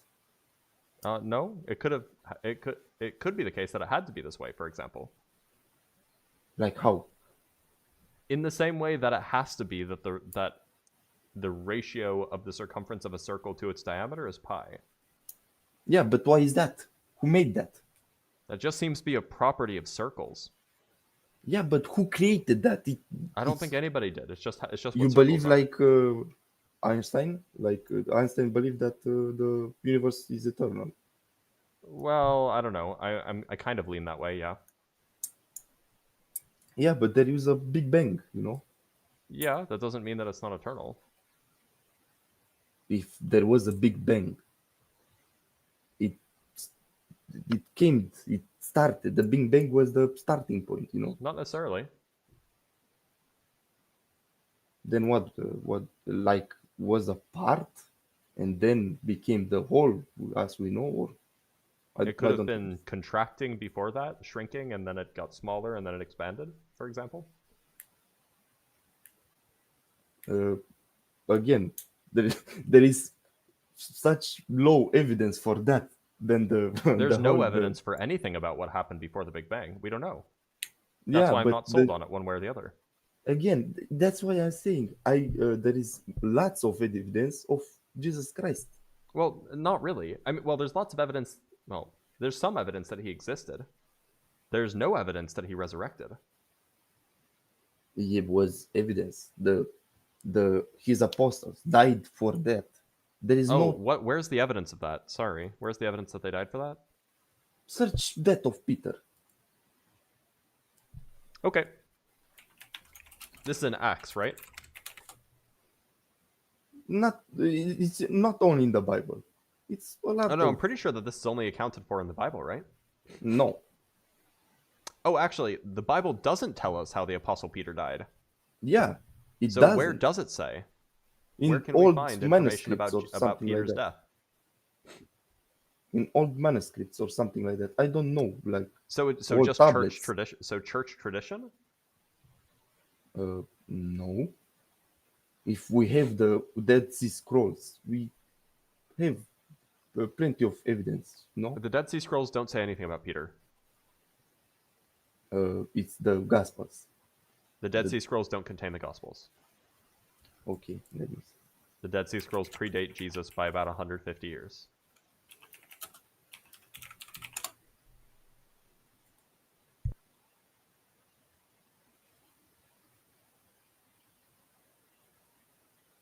It's between 3rd century and 1st century. The Dead Sea Scrolls are between 3rd century and 1st century BC. Yeah, before Christ, containing the Old Testament. So the Gospels aren't there. Yeah, but there was a method of preserving them. Yeah, the Dead Sea Scroll, that has nothing to do with Peter. Yeah, but it's not just tradition. They contain it. Where's the actual evidence that Peter There was was, crucified upside down or whatever? There was I don't know how in England, if you know, in the Church of England, is some part of the Gospels, and it's very very old. It's not just dating Jesus, obviously, but it's like 1st century, something like that. It looks like the first time that Peter's death is attested to is by Tertullian, which is like over 100 years after Peter died. Yeah, so nobody who Tertullian ever knew would have been present to know this.